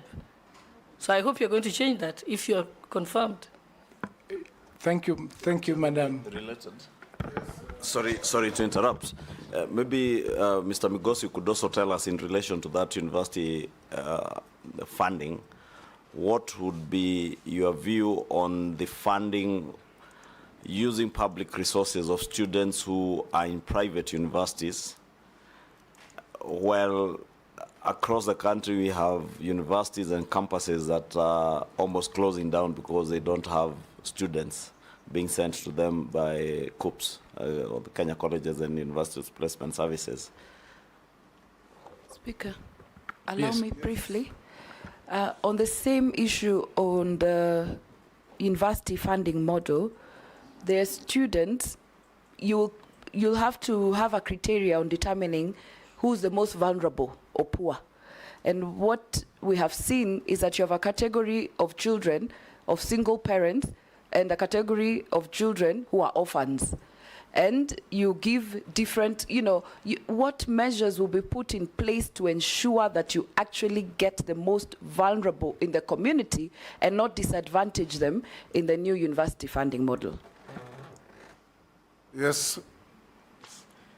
Thank you, Honorable Speaker. Finish the other round, then yes, come to I was this. going to... You're going to the issue of the miracle that I would do in 100 days. There is no miracle that I'm going to perform. that there is a problem in the sector and is a problem that needs to be faced head on. So there'll be discussions on what do we do to solve those problems, and I'll not be able to do it alone. But I will offer leadership and hold discussions and consultations with each and everybody who is involved in the sector. For example, with respect to not having enough classes so that the children can be in school, the year 9 children can be in school in January, is an immediate problem. So that's a problem that takes priority that we need to look at and solve. So I can't sit here and say I have a miracle solution to all the problems that are there, but what I can do is say I'm ready and willing and able to offer leadership to get the kind of solutions that are required in the sector. Order, Mr. Speaker. Mr. Speaker, I didn't say miracle in literal terms. You know, Honorable Speaker, when you stand to be a president of Kenya, you know what ails the country. You tell the people, this is the problem of this nation. This is what I want to solve. That's what I need to hear from the nominee. This is the problem of the Ministry of Education. This is how I intended to solve. You can't say, I will get there and consult. What are you consulting on? On what? Because Waswahili wanasema kila shetani na mbuyu wake. Thank you. Wapi mbuyu wako? Thank you, Honorable. What I can say is the challenge, as I said earlier, is a question of funding. So when I get to office, if you sit fit to approve my nomination, I see a solution in this way. In the monies that we are giving to the education sector, which is 27% of the budget, is this fund being used for the purpose for which it was meant? The UNESCO recommendation is that any country should spend not more than 20% of its budget in education. So we are spending 27. We are already above by 7%. It is not going to be possible to get probably more funding from the central government. You know, so the solution you are must told be Migos by Emase and somebody else, duplex applications of public resources. Yes. Take the issue of bursaries. The MCA is giving bursary. The Member of Parliament is giving bursary. The Women Rep is giving bursary. The Governor is giving bursary. Your ministry is giving bursary. Banks are giving scholarships, and many other organizations. Apart from the banks, all the others are drawing money from the same source. And sometimes you find fraudulent activities where one child gets a bursary from each of those giving bursaries. How are you going to reform the bursary scheme that will largely contribute in saving probably even 10 billion shillings? Yes, Chair. Honorable. Chair, we also have TVET and also the technical schools doing the same thing. Yes, I do. So as I had indicated earlier, because we've not done an audit of how many amounts of how much money is being used for this particular sector, that is the first thing I would commission, an audit to find out how much money is out here for the. And you have the correct dismantle of these cartels? I do, Mr. Chairman. Yes. You are asked by Jeanette. Yes, I'm going. You know what you are walking into. Yes, I understand that. There are cartels and other people, but we come at this time, at a critical time when there is a crisis. Using this crisis, it is very possible to dismantle the cartels because with the support, the political support, the parliamentary support, and the support from the public, if we say today that we know you've been doing the wrong thing, we will report you. Somebody would think twice before they continue with what they are doing. So I would use this crisis to dismantle the cartels that exist there. But on the issue of private universities that Mheshimiwa Ichung'wa asked, what the students who are going to private universities are getting is the loan facet, not the scholarship. So, and this is born out of the contention that the parents have chosen to take their children to private universities, they should be able to fund that. So they are getting the loan portion of the funding, not the scholarship portion. That is under the new funding model. Yes, that is under the new funding model. model. There are students who are ongoing under the old DUC system. Yes, the ongoing students under the DUC system capitation. are still getting the capitation. And speaking as an advocate, I think once you give somebody a right, if you start taking it in the middle, it becomes a bit bad. So I'm thinking that maybe... My question was, what's your opinion on funding, using public resources to fund students in private universities? I have... Or rather, even start from placement. Yes. Why do we have to place students in private universities where we have not filled up all the vacancies we have in public universities built on public resources, or reeling in huge debt because they don't have adequate resources since they don't have students? If approved, would you push COOPs to send more students to private or to public universities, irrespective of whether it's just, because even the loan element is public resources? Yes. What I think can be done is to review the policy that is in place, find out how did that policy come to be, because it's the ongoing. The one for the new funding model has changed, but the previous one on capitation was a policy that was in place and was going on. So, and then we can do up the math and find out if it's just maybe 2 years that are remaining or 3, but it's not something that I can speak to at the moment. It is something that perhaps that I need to do more research on in order to be able to come to an informed decision. Yes. Madam Lesuda's question on how do we determine who is the most vulnerable. The tool that is used is called the means testing instrument that has 8 parameters. We think that those parameters are not comprehensive enough because it does not identify and they are not linked sufficiently to determine what the incomes of those parents are. So what we think is that it needs to be expanded and linked, because what has happened is you would find the rich not feeling the proper figures and the poor, because sometimes of lack of knowledge, they do not put in the right information. So we need to come up with a tool akin to the psychometric test, where you can put so many answers, but at the end, you get the correct result. Because I'll be more comfortable if you say, if confirmed, I will come up with a tool. If confirmed. No? I'm sorry. Yes. I'm sorry, Mr. Chairman. I'm sorry. If confirmed. Thank you, Chairman. Because you are going to give policy direction to the ministry. Yes, if confirmed. Yes, so when, okay, yes. Thank you, Chairman.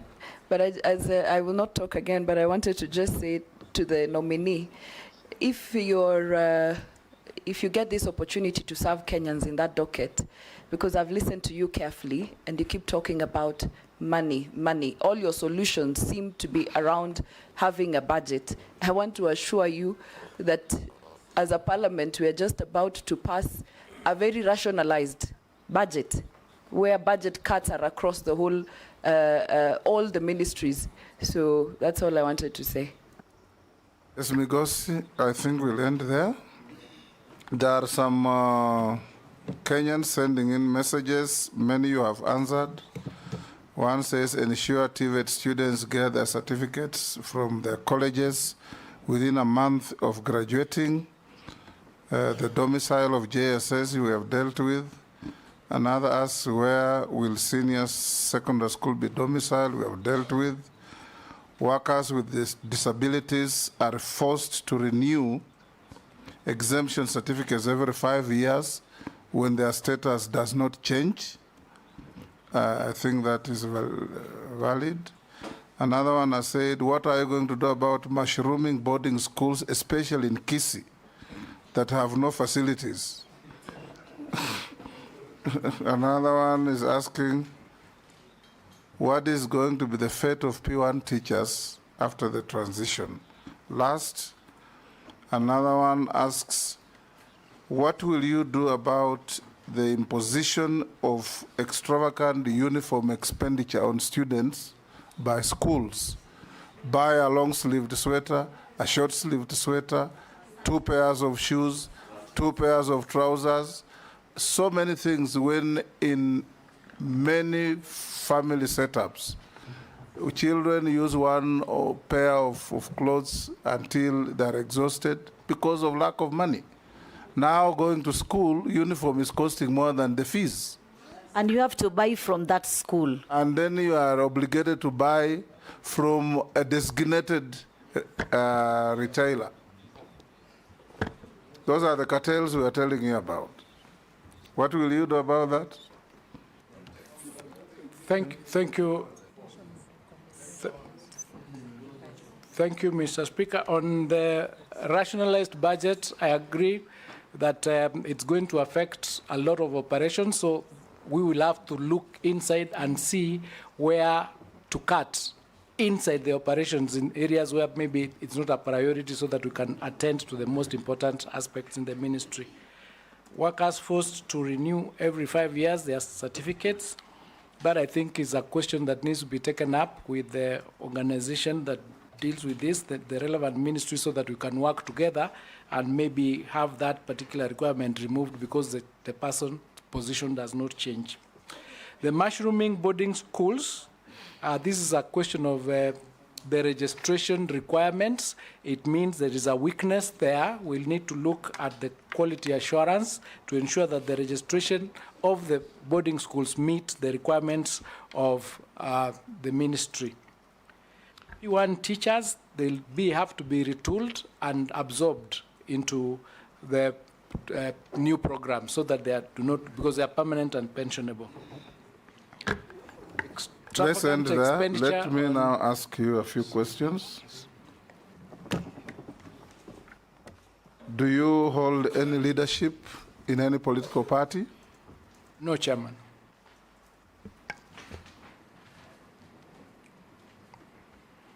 Have you ever been adversely mentioned in any integrity-related report? No, Chairman. We received a memorandum. Unfortunately, I'm told it was not sent to you. You can respond to it and send an email to the Secretariat from one David Ogega Ochwangi. Yes, they actually you got it? I got it and I filed a response. You've responded? Yes. Okay. I've sent it so you could. The clerk thought you had not received it. You've responded to it? I rely on that response, yes. Is it factual? The response? No, it's not factual. I'm not the one who signed those documents. Mm-hmm. And I have documents from the committee confirming that position. What is your net worth in terms of personal wealth? I'm worth 790 million. 790 million? Yes. Made up in? It's made up of largely land, and I've got tea, I've got trees, and vehicles, farm equipment, and of course the income from the law firm. Okay. Thank you, Migos. We have also checked your documents submitted to the Secretariat and compared with what you had sent earlier, and we find them to be in order. You are consequently held. You are released to go. I want to thank you, Chairman, for this opportunity and honorable members. And I want to also thank the many Kenyans who sent me messages of goodwill. Thank you, and I hope I'll find favor with yourselves. Thank you. Thank you. Have a good evening. Yes.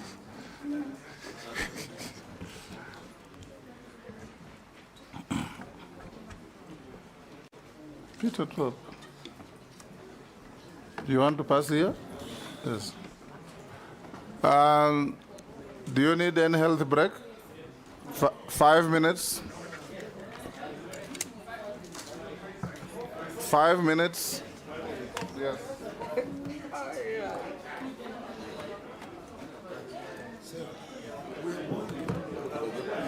Deno, ukimaliza utasaidia.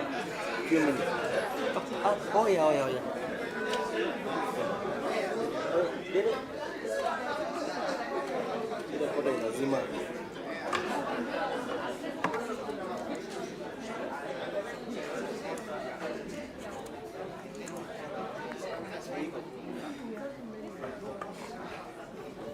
Bolo, ningemwona nilitoa huko kukuja. Ukaangalia ngazana hii. Siaka tu.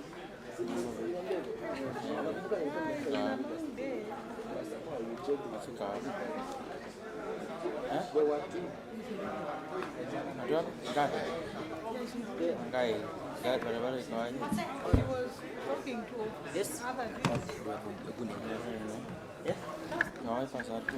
Book yes. Ananiita huko.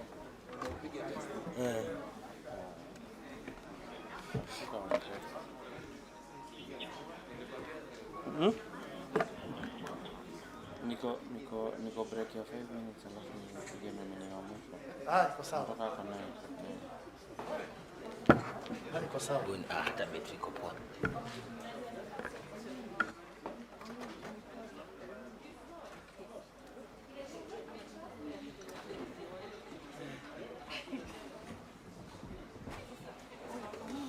Fungua joto. Iko na vumbi? Hiyo ni ya homa. Achana. Nini? Sanction. Nashuku kama iko huko hapa. Sijui tokea kwa nani. I think sasa kuna nani.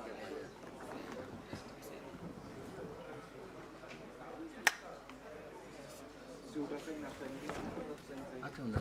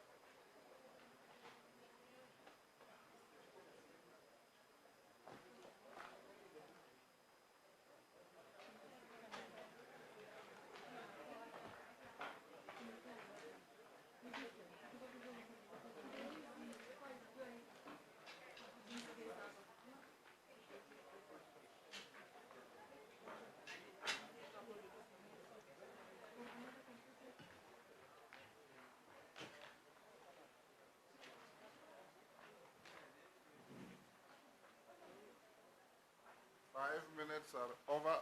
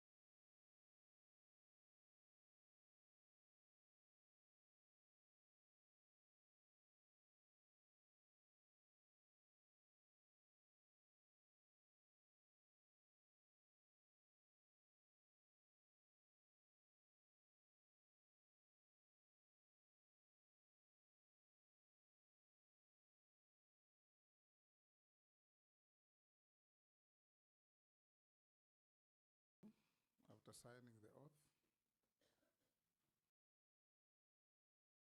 Introduce yourself. Name, your education background, your work experience, and your key competencies that make you think you are suitable for the appointment to cabinet. In 5 minutes. Thank you, Mr. Speaker. I will start off by stating how privileged I am to be appearing before this committee in, mid-term through an otherwise 5-year term, which is what I perceived to be. But even more privileged that I come in another capacity as the nominee for the Ministry of Defense. For purposes of introduction, I am Rosalinda Soipan Tuya, former member of Parliament. I pride myself to have served for 3 terms, 2 terms as at the National Assembly, and a very short 3rd term as a member of the Senate. In terms of education background, I'm a lawyer by training, having done my Bachelor of Laws degree from the University of Nairobi. I have also acquired a diploma in law through the Advocates Training Program at the Kenya School of Law. And I have a Master of Laws in Sustainable International Development from the University of Washington in Seattle. I have had occasion to serve in various capacities at the private sector through development work. I have worked with the USAID. I have worked with the Kituo cha Sheria in advancing public interest litigation. I have also had occasion to serve as a member of the executive in the capacity of Cabinet Secretary in charge of environment, climate change, and forestry. Mr. Speaker, in terms of suitability for the position that I have been nominated to, the array of service that I have had occasion to be in, both in the public sector, the private sector, and in the civil service as a cabinet secretary, really posture me for this position as cabinet nominee for defense.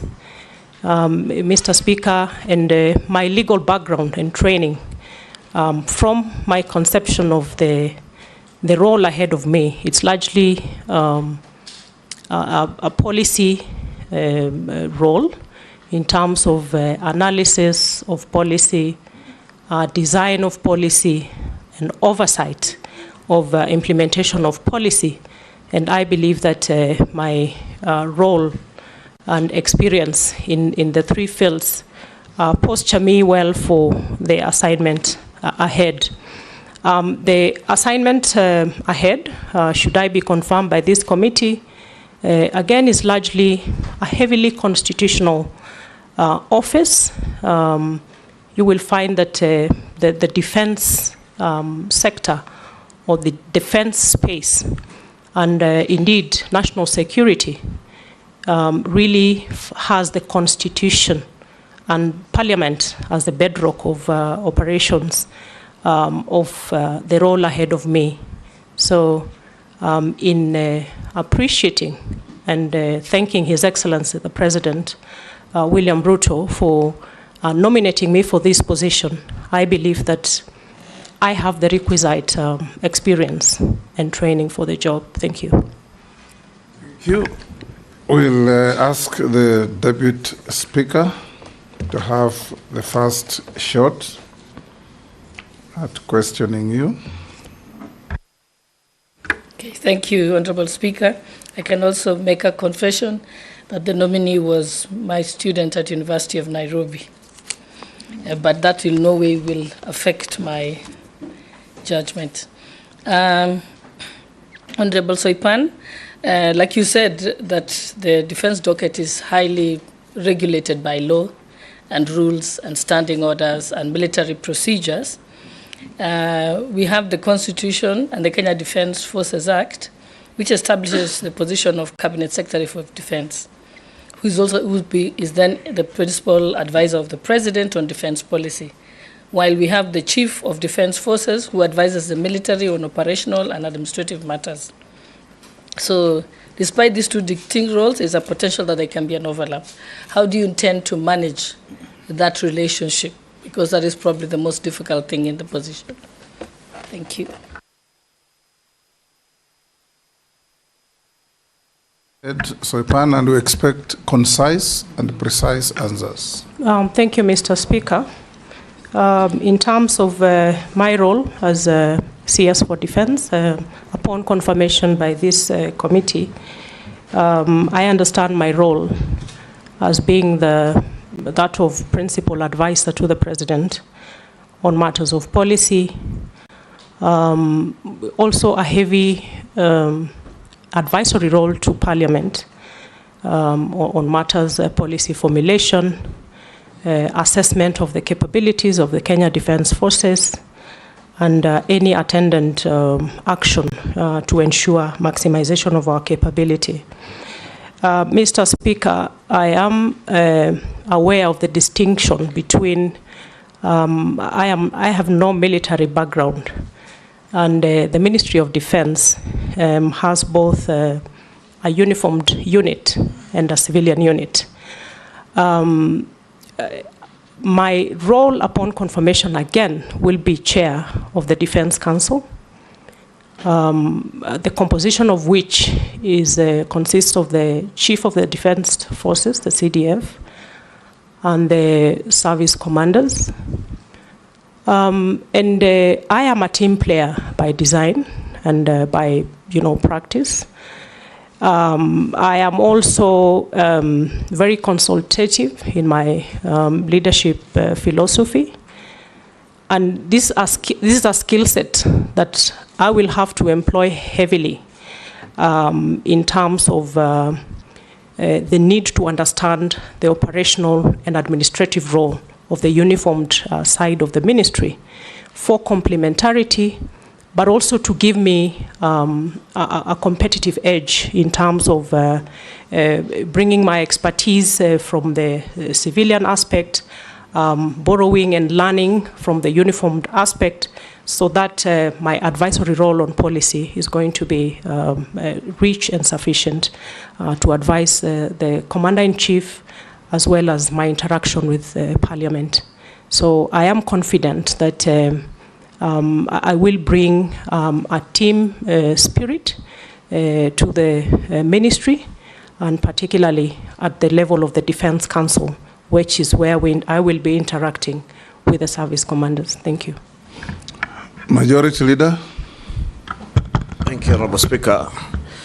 CS nominee, being one among the lucky 10 or so who were reappointed after the dismissal, what would you tell us would be at least one of your key achievements as Minister for Environment and Climate Change before the dismissal? And also Kenya having hosted the African Climate Change Summit last year, and being one of the principal proponents of carbon markets trading.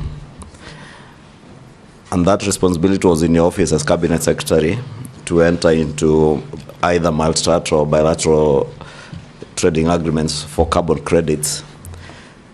What would you say were your major achievements in that space in terms of trading carbon credits to be able to generate resources for our country?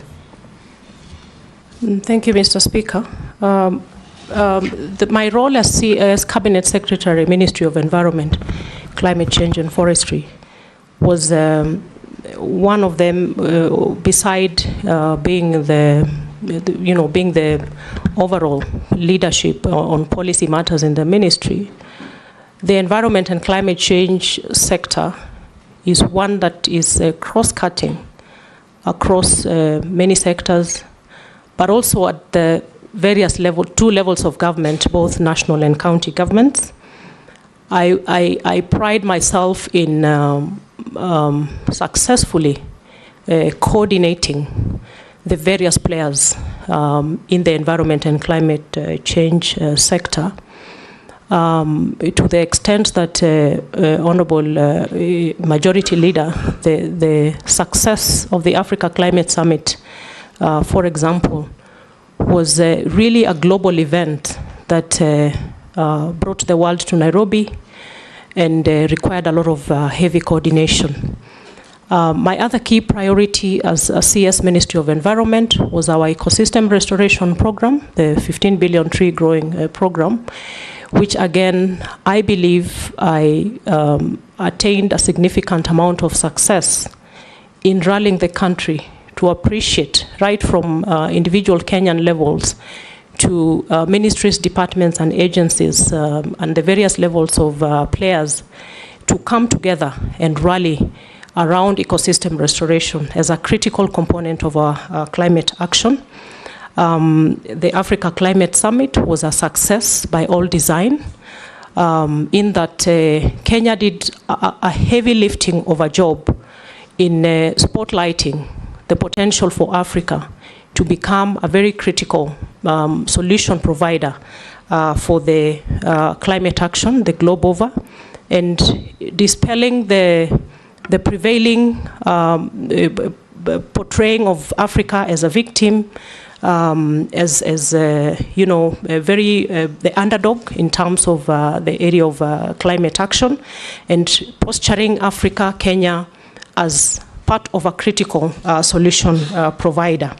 In the issue of carbon markets, Honorable Speaker, again, it's a mark of success for me. Kenya is touted as the top leader in carbon trading in the region of Africa.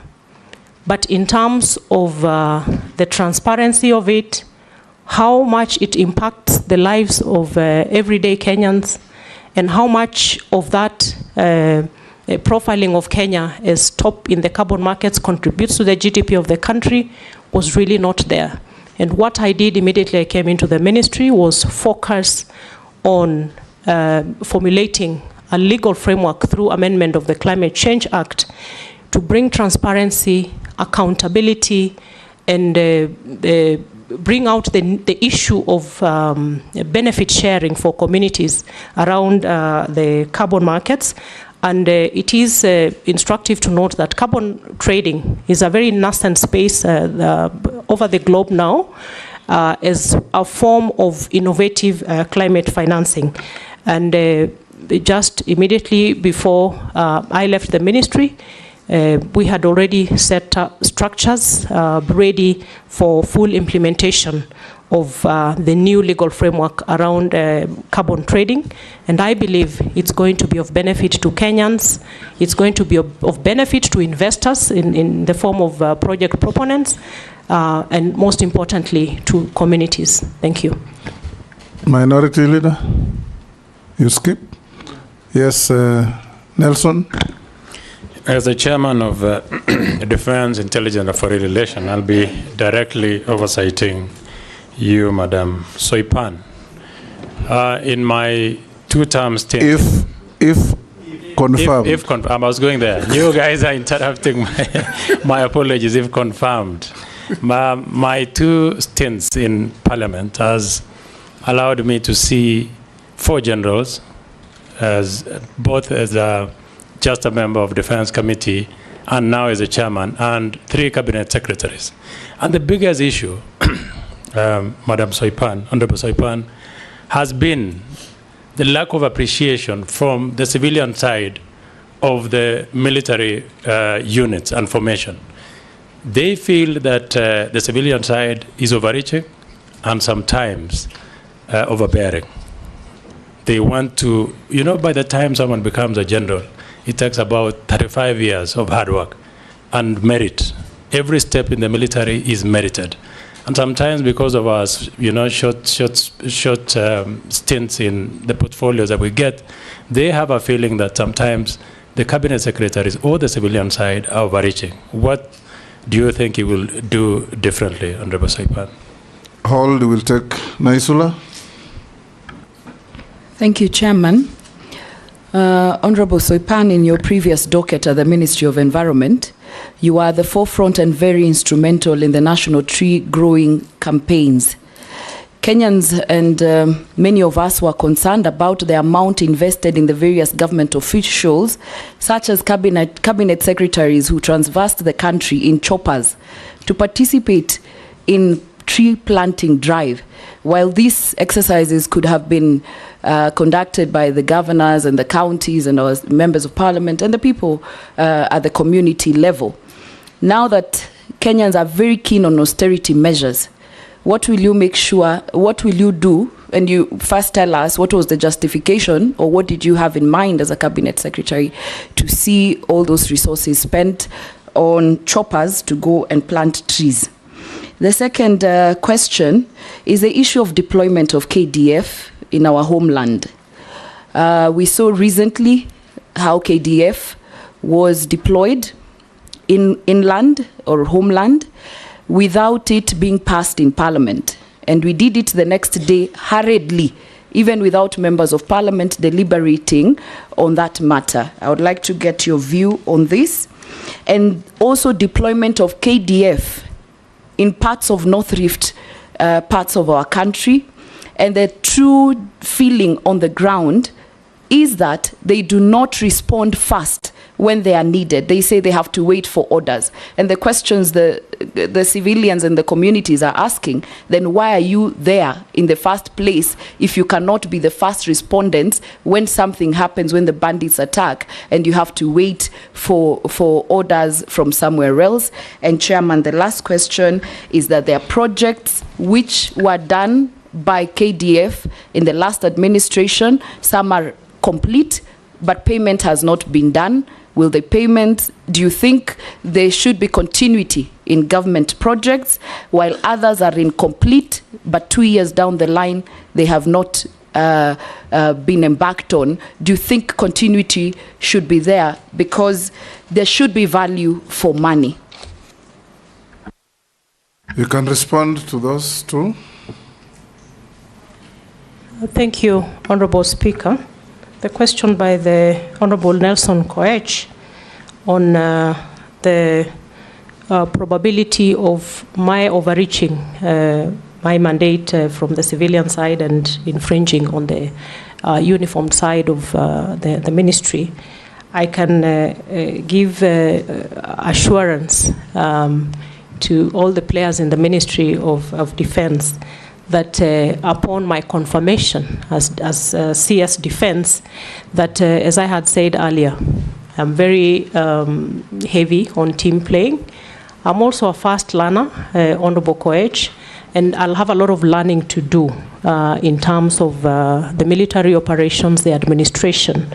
And in order for me to effectively exercise my overall oversight, the overall policy direction and advisory, I will need to critically understand those operations without infringing or interfering with those very distinct roles of the uniformed units of the ministry.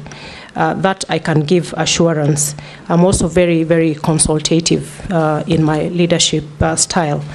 Honorable Naisola, the issue of tree growing and choppers by cabinet secretaries.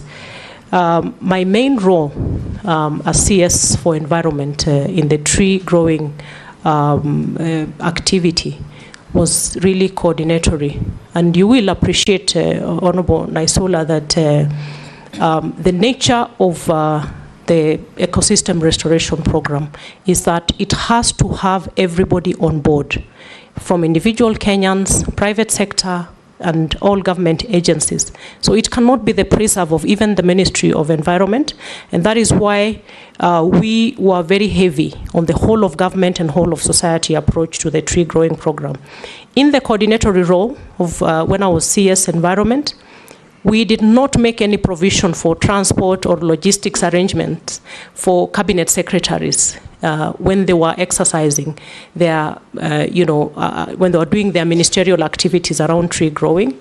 So any cabinet secretary who traveled by chopper, by road, really it was outside of my mandate and scope, and therefore I cannot speak to that. The only thing I can say is that during the second national tree growing program, and having noted a number of concerns raised by Kenyans around the heavy presence of helicopters and heavy spending around tree growing, again we addressed that at cabinet level. And making sure that the exercise was, again, very grassroots centered. The coordination by the Kenya Forest Service and other entities at the community or the grassroots level, or at the forestation levels. And therefore, in terms of resources, I had no mandate to resource anybody to go out and plant trees. Actually, my role was only coordinatory. In terms of the second question, Honorable Lesuda, on deployment of KDF, Mr. Speaker, it is very important for Kenyans to understand the core mandate of the KDF, and one of which is the defense and protection of the territorial integrity of the country, as well as the country's sovereignty. The other two key functions of KDF revolve around internal deployment, and it comes in two forms.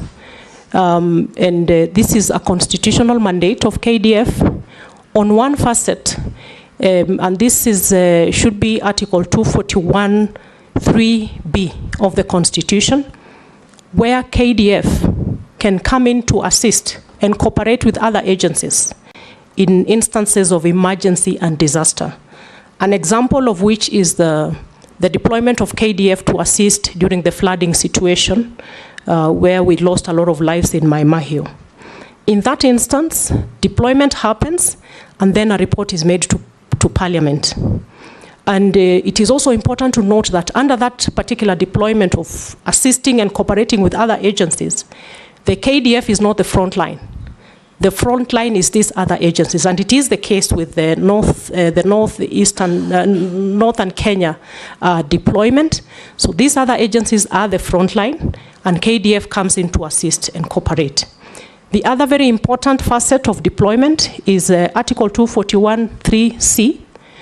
And Mr. Speaker, this is the aspect of deployment which cannot happen without the authority of Parliament.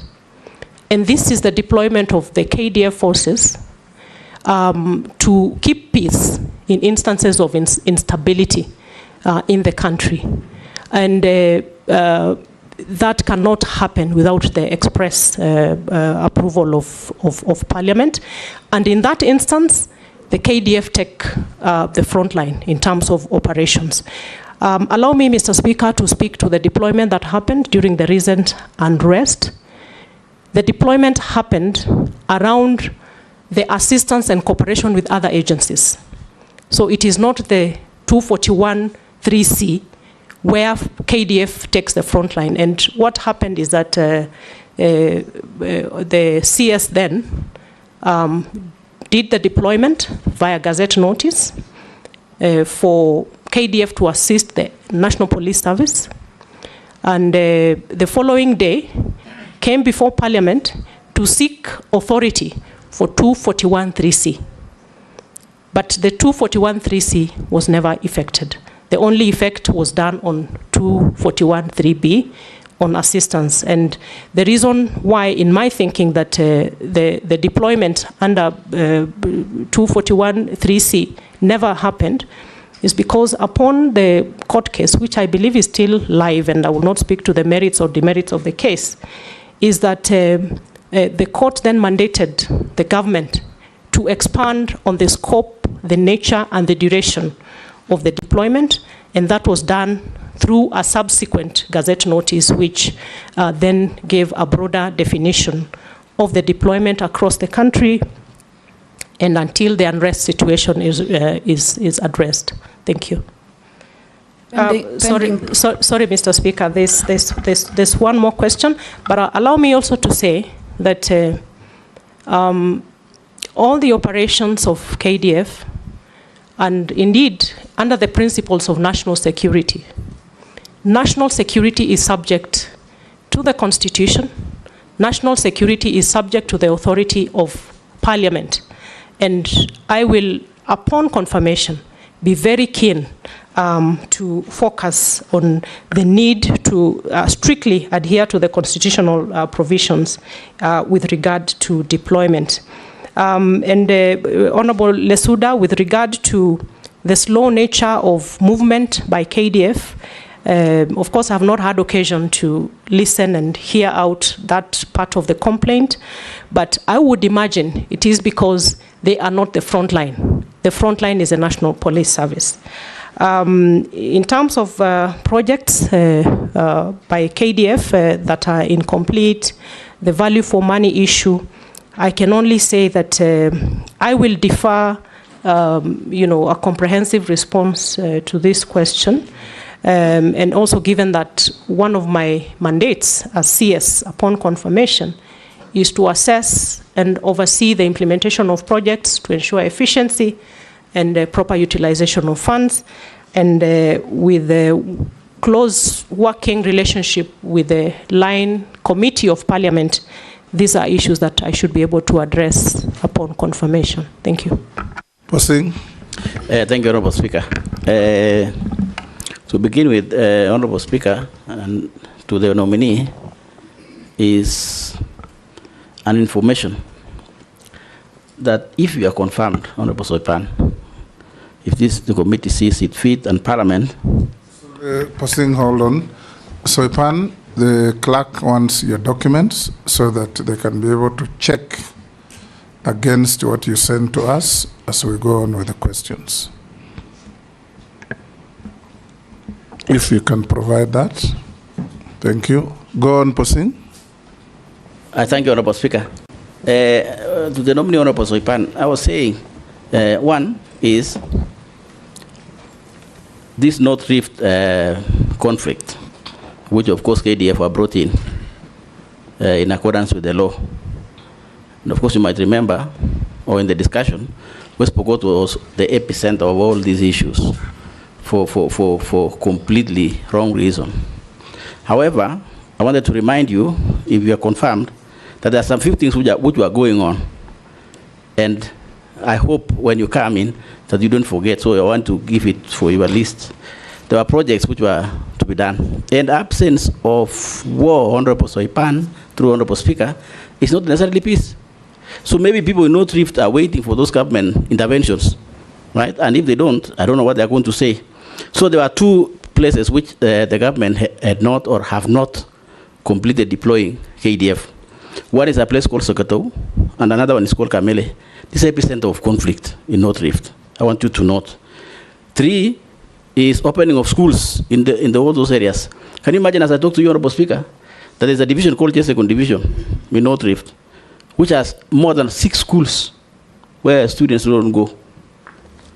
You know, because nobody can go there because of insecurity. One of our agreement with the leadership at that particular time that those schools were open and be done by KDF. That spans all the way from TRT, West Pokot, and something like that. So Honorable Speaker, through you, I want Honorable Nominee to know that should she be approved by Parliament to take over. The question there, therefore, is, Honorable Soipan, this recruitment of KDF has been bringing a lot of problems in the public at that local level in terms of corruption.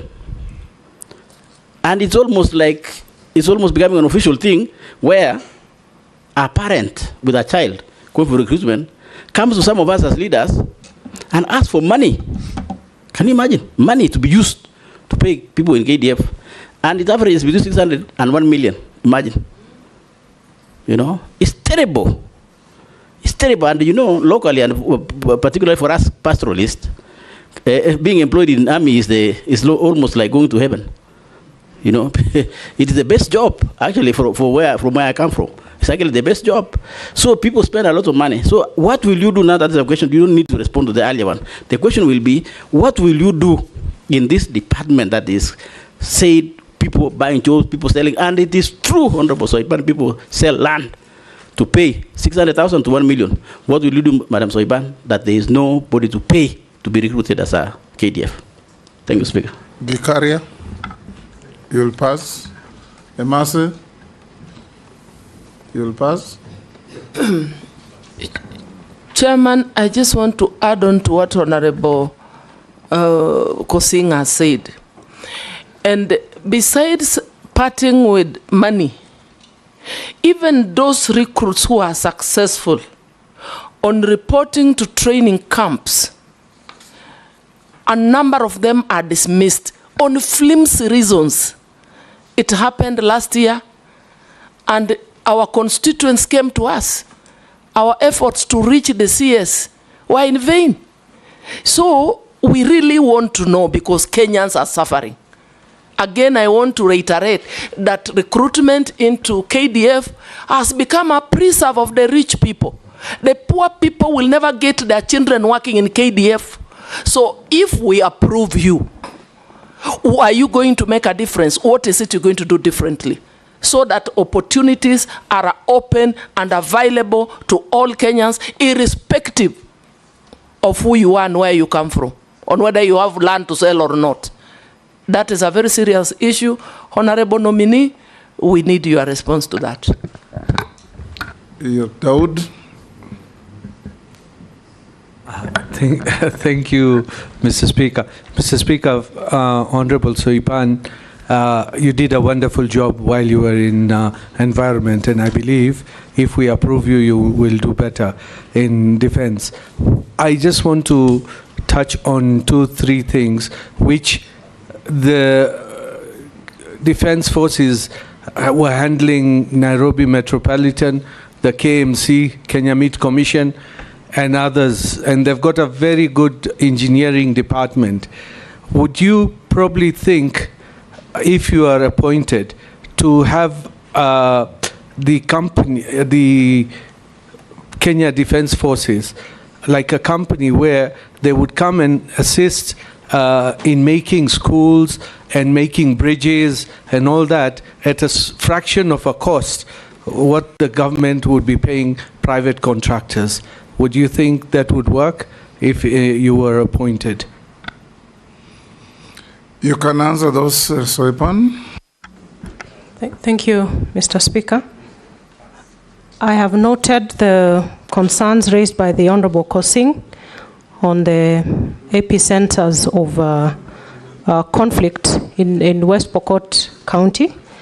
I promise Honorable Kosing, should I be successful in becoming the CS, I will focus on these concerns because of the critical nature of opening up the northern region. I believe opening it up for development and all the infrastructure necessary for the livelihood support for the people of West Pokot will go a long way.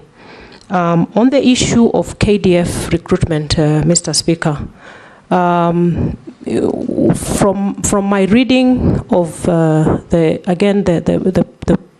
core principles of national security, the drafters of our constitution found it fit that the issue of integrity around recruitment of Kenyans to the Kenya Defense Forces would be a very core component of the national principles of national security, because the Constitution actually demands of the national security organs to ensure, to reflect the diversity of the communities of Kenya and ensure diversity in equitable proportions in the recruitment of Kenyans to the defense forces and other security organs. Mr. Speaker, when you see the enthusiasm around young Kenyans coming to front themselves to participate in the recruitment into the forces. I think it is a process we have to guard very seriously in terms of the integrity. And I want to assure members of Parliament, I want to assure Kenyans that being that this is an issue that has been so incessant, I have been a member of this House before, Mr. Speaker, and this is an issue that has kept on recurring over and again. And being that the chairman of the line committee on defense and national and foreign relations is a member of this committee, I can commit, Honorable Speaker, that I will take time to evaluate the standard operating procedures of the KDF recruitment process, and with a view to identify the gaps, to make sure that we adhere to the strict requirement of the Constitution in terms of the integrity around the recruitment process, Mr. Speaker.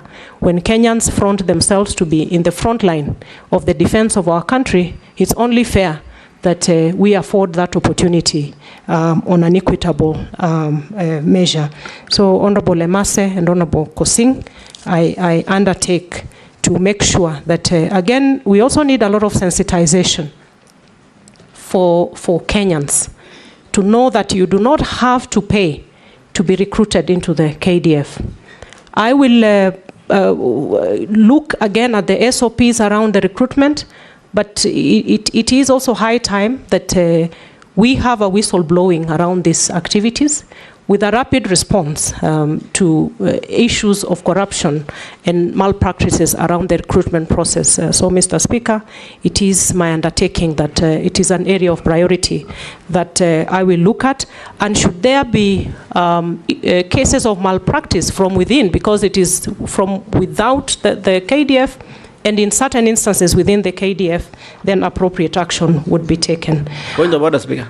Point of order. Yes, person. Honorable Speaker.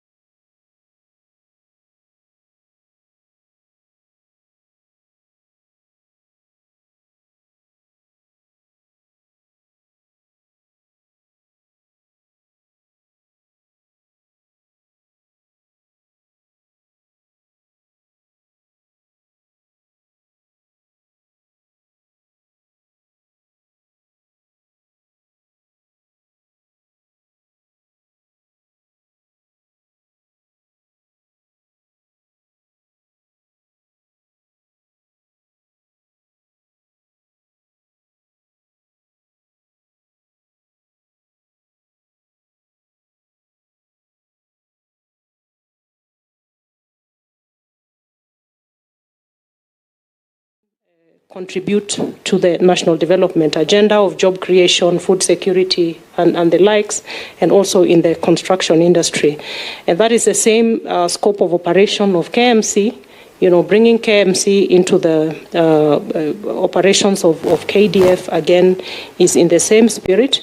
Mr. Speaker, I believe that the issue of defense industry is very critical, and particularly for the sake of the self-sufficiency of the Kenya Defense Forces in the wake of a very shaky fiscal situation, not just in Kenya, but the globe over. I think because of the critical nature of the mandate of KDF, we should be expanding the scope of operations to make sure that we engage in industries that will bring about self-sufficiency in terms of operations, food sufficiency, and indeed the issue of capacity building and equipment capabilities. So, Honorable Dawood, it is an area of critical concern for me that the very strategic state corporations under the ministry should be, facilitated through investment to make sure that we expand that scope of work of the KDF. Thank you. Ferdinand. I think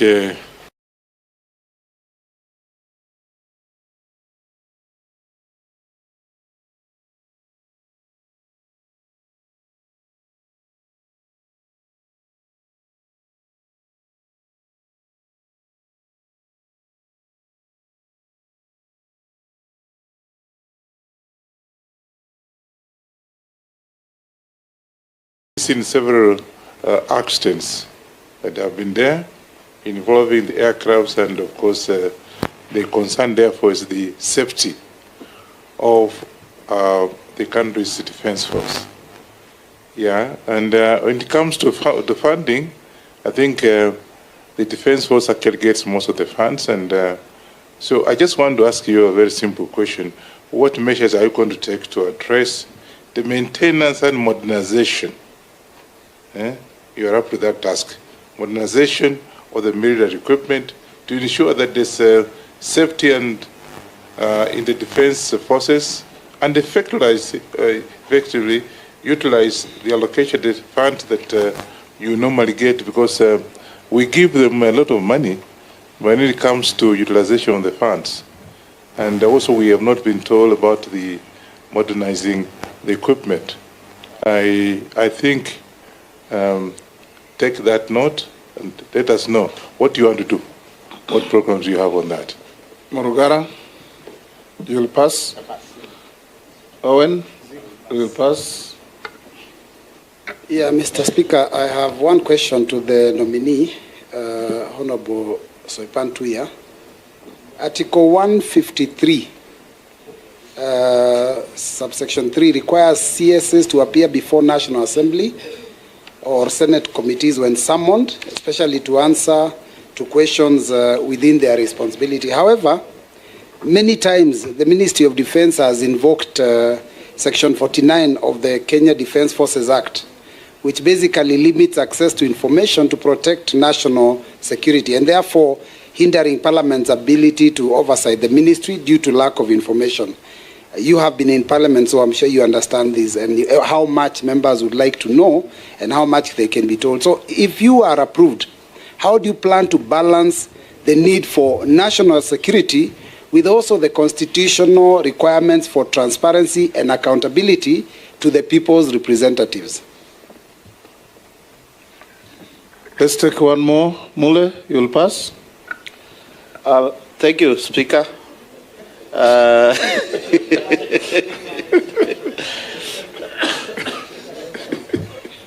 Thank you, nominee, Honorable Soipan. I just want to declare my interest. She's a sister-in-law, and I want to find out from you, what is your vision of a better defense force in future in this country?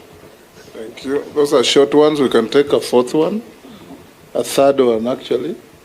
Russell? Thank you very much, Honorable Speaker. Honorable Soipan, Mine is just a quick and a simple question. If the House approves your nomination, you will be working with the Ministry of Defense, people who are moving fast and they want to be at the cutting edge. But there's clamor for Kenyans wanting deployment in North Rift, South Rift, in Isiolo, and all that. But defense is really about the country. How would you see balancing that to external aggression vis-a-vis internal deployment? Thank you, Honorable Chairman. Sharia will pass. Mishi. Yeah, thank you, Honorable Chairman. Honorable Chairman, allow me to ask this question because so far I've buried so many young men in terms of what we call landmine. And I think, and I'm really pleading with my sister Soipan, if you're accepted in this docket, please coordinate or rather collaborate with the Minister for Road and Infrastructure so that at least we save the lives of these young people. And lastly, what measures are you going to put to ensure you achieve gender parity in terms of key military position? Because right now, most of them are dominated by men. I thank you, Honorable Chairman. Soipan.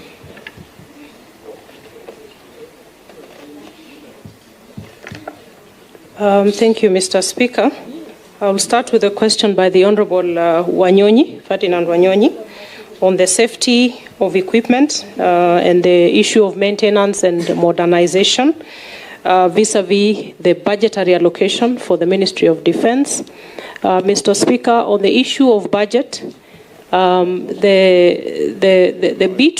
little bit of interaction with the budget of the ministry that I have had a chance to look at the moment, and maybe Honorable Koech would bear me witness, is that a big chunk of the budget that goes to the Ministry of Defense goes into recurrent expenditure.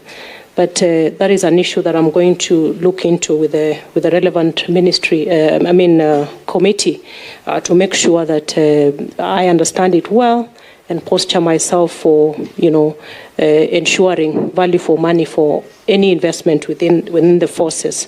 With the issue of equipment, yes, it is a concern in the country, and it's not just the air, mostly the air assets, I believe, is what your question is focusing on. And again, as one of my mandates is to assess the maintenance and to ensure efficacy and efficiency of this equipment.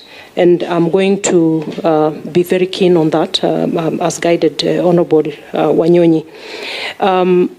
Honorable Mbui, on the issue of Article 153 on appearance before the Committee of Parliament and the whole issue about access to information. Mr. Speaker, access to information, as members would know, has certain limitations under Article 24 of the Constitution.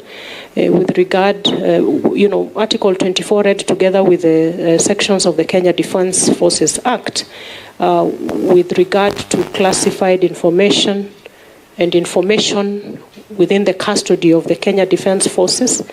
And there is categorization of information that cannot be divulged because it amounts to jeopardizing the national security. But, Honorable Speaker, with regard to accountability and transparency, again, as CS, upon confirmation, I have the regulatory mandate to, regulate the issue around, the operating procedures around what is classified and what it is that cannot be divulged out here. And it is also about the authority of who is requesting the information from the Kenya Defence Forces. But by all means, Honourable Speaker, the limitation cannot be used as a conduit to downplay the need for transparency and accountability. So through my chairmanship of the Defence Council, once approved, again is an issue that I will look into to ensure that there's a balance and that the ministry is not hiding under the limitation of the access to information constitutional provision. Honorable Mule, I think, yeah, it's Honorable Mule, on the issue of what vision I would have for a very effective KDF. It is really about a well-equipped posturing of the various forces, both the air, the water, and the land in terms of the army. It is about mission preparedness and readiness to respond to any external aggression in a proportionate measure. And really, again, to make sure in terms of training, equipping and capacity building, the issue of the welfare of our service members is also of great concern for me, to make sure that the men and women who are again taking the front line in defense of the country are comfortable and well prepared to be ready for mission. The Honorable Dido Raso, the balance between readiness to respond to external aggression or potential threats of external nature, and what I might be reading that you're talking about over-engagement of the KDF internally. It's a balance that we must strike, and again, being that the whole defense and protection mandate is really under this subject to the authority of the Constitution, I will make sure that the deployment of external and internal aspects of deployment of KDF are in balanced proportions, noting that the core mandate is really the territorial borders of the country and protection of the country from external aggression. The Honorable Mishi Mboko, I might have missed the question on how you would wish the KDF to respond to the issue of, is it the road carnage or landmines? It is the landmine. Yes. You know, because if you tarmac the road, if you put cabro, then they cannot be able to plant those landmines. That is why I was saying that you need to collaborate with the CS for infrastructure and roads. Agreed, Honorable Mishi, and the point is taken. On the issue of gender parity, Honorable Speaker, I think as a country we have come from very far, because, Honorable Speaker, it is interesting to note that the Women's Service Corps was only disbanded in 1999 in the country, very recent. And the existence of the Service Corps meant that women were not integrated in the defense forces, that women in the force were not allowed to, you know, their rights were really limited in terms of even marriage and childbearing and deployment, you know, in operations. And I think we have come quite far, Honorable Speaker, but I have started reviewing the gender policy of the Ministry of Defense, and with a view to make sure that that progress that we made in the disbursement of the Women Service Corps is one that we will maximize on to make sure that women find their space. For those that are intended on serving their country in the KDF are not limited in any manner, just the same way that we are saying for every other Kenyan, not just women. Thank you, Mr. Speaker. Mukami, you'll pass? No, this time no. Go on. Thank you, Chair. As the Cabinet Secretary for Defense, you are the advisor to the President on defense policy, while the Chief of the Defense Forces advises on military, operational, and administrative matters. Despite this distinct role, there is a potential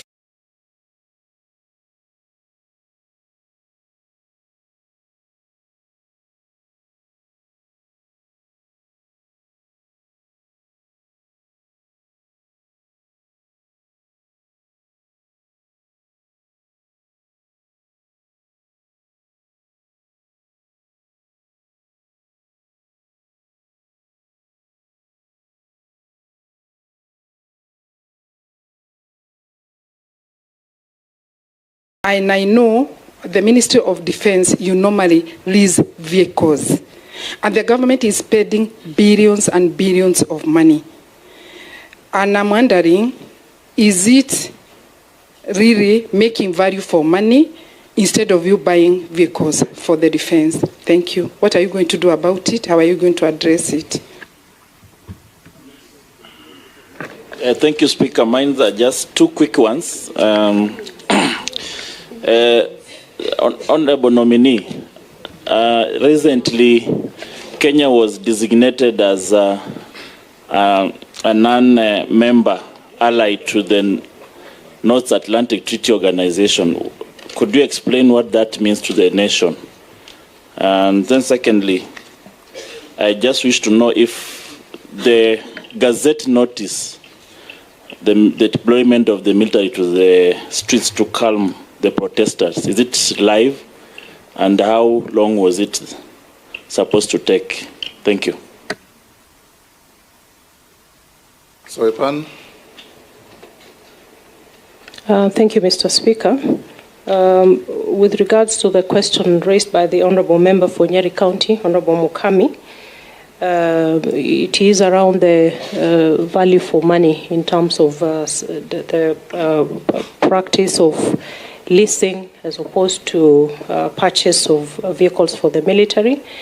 I will not venture much into it. It is an issue that I will have a look at in terms of what the prevalent situation is. But by all means, the point you raise is valid, that we should be looking at very efficient ways of expending our monies within the KDF.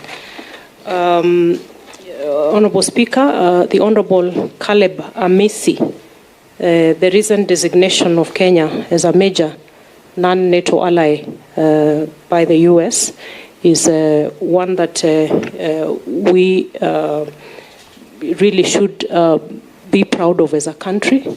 It places Kenya at a competitive edge in terms of bilateral engagements with the United States, and it comes with a lot of advantage in terms of access to equipment, access to training opportunities, and the general advancement of the defense cooperation between Kenya and the United States.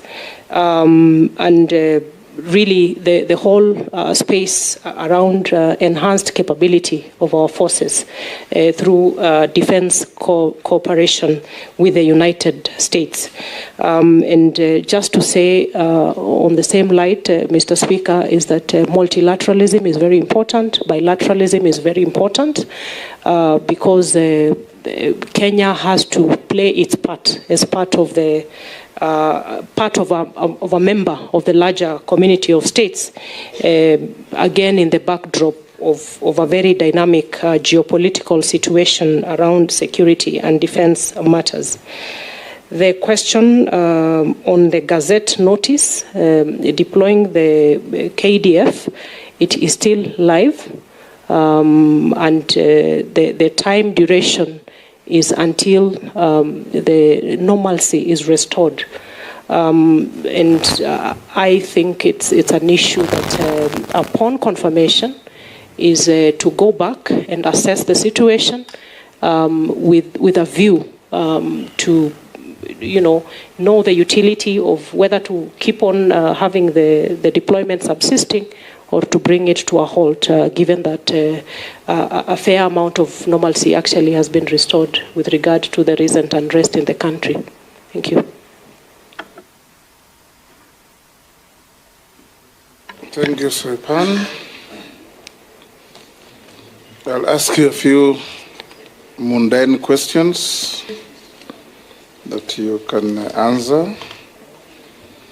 In your last deployment before dismissal, have you been adversely mentioned in any integrity-related report or investigations?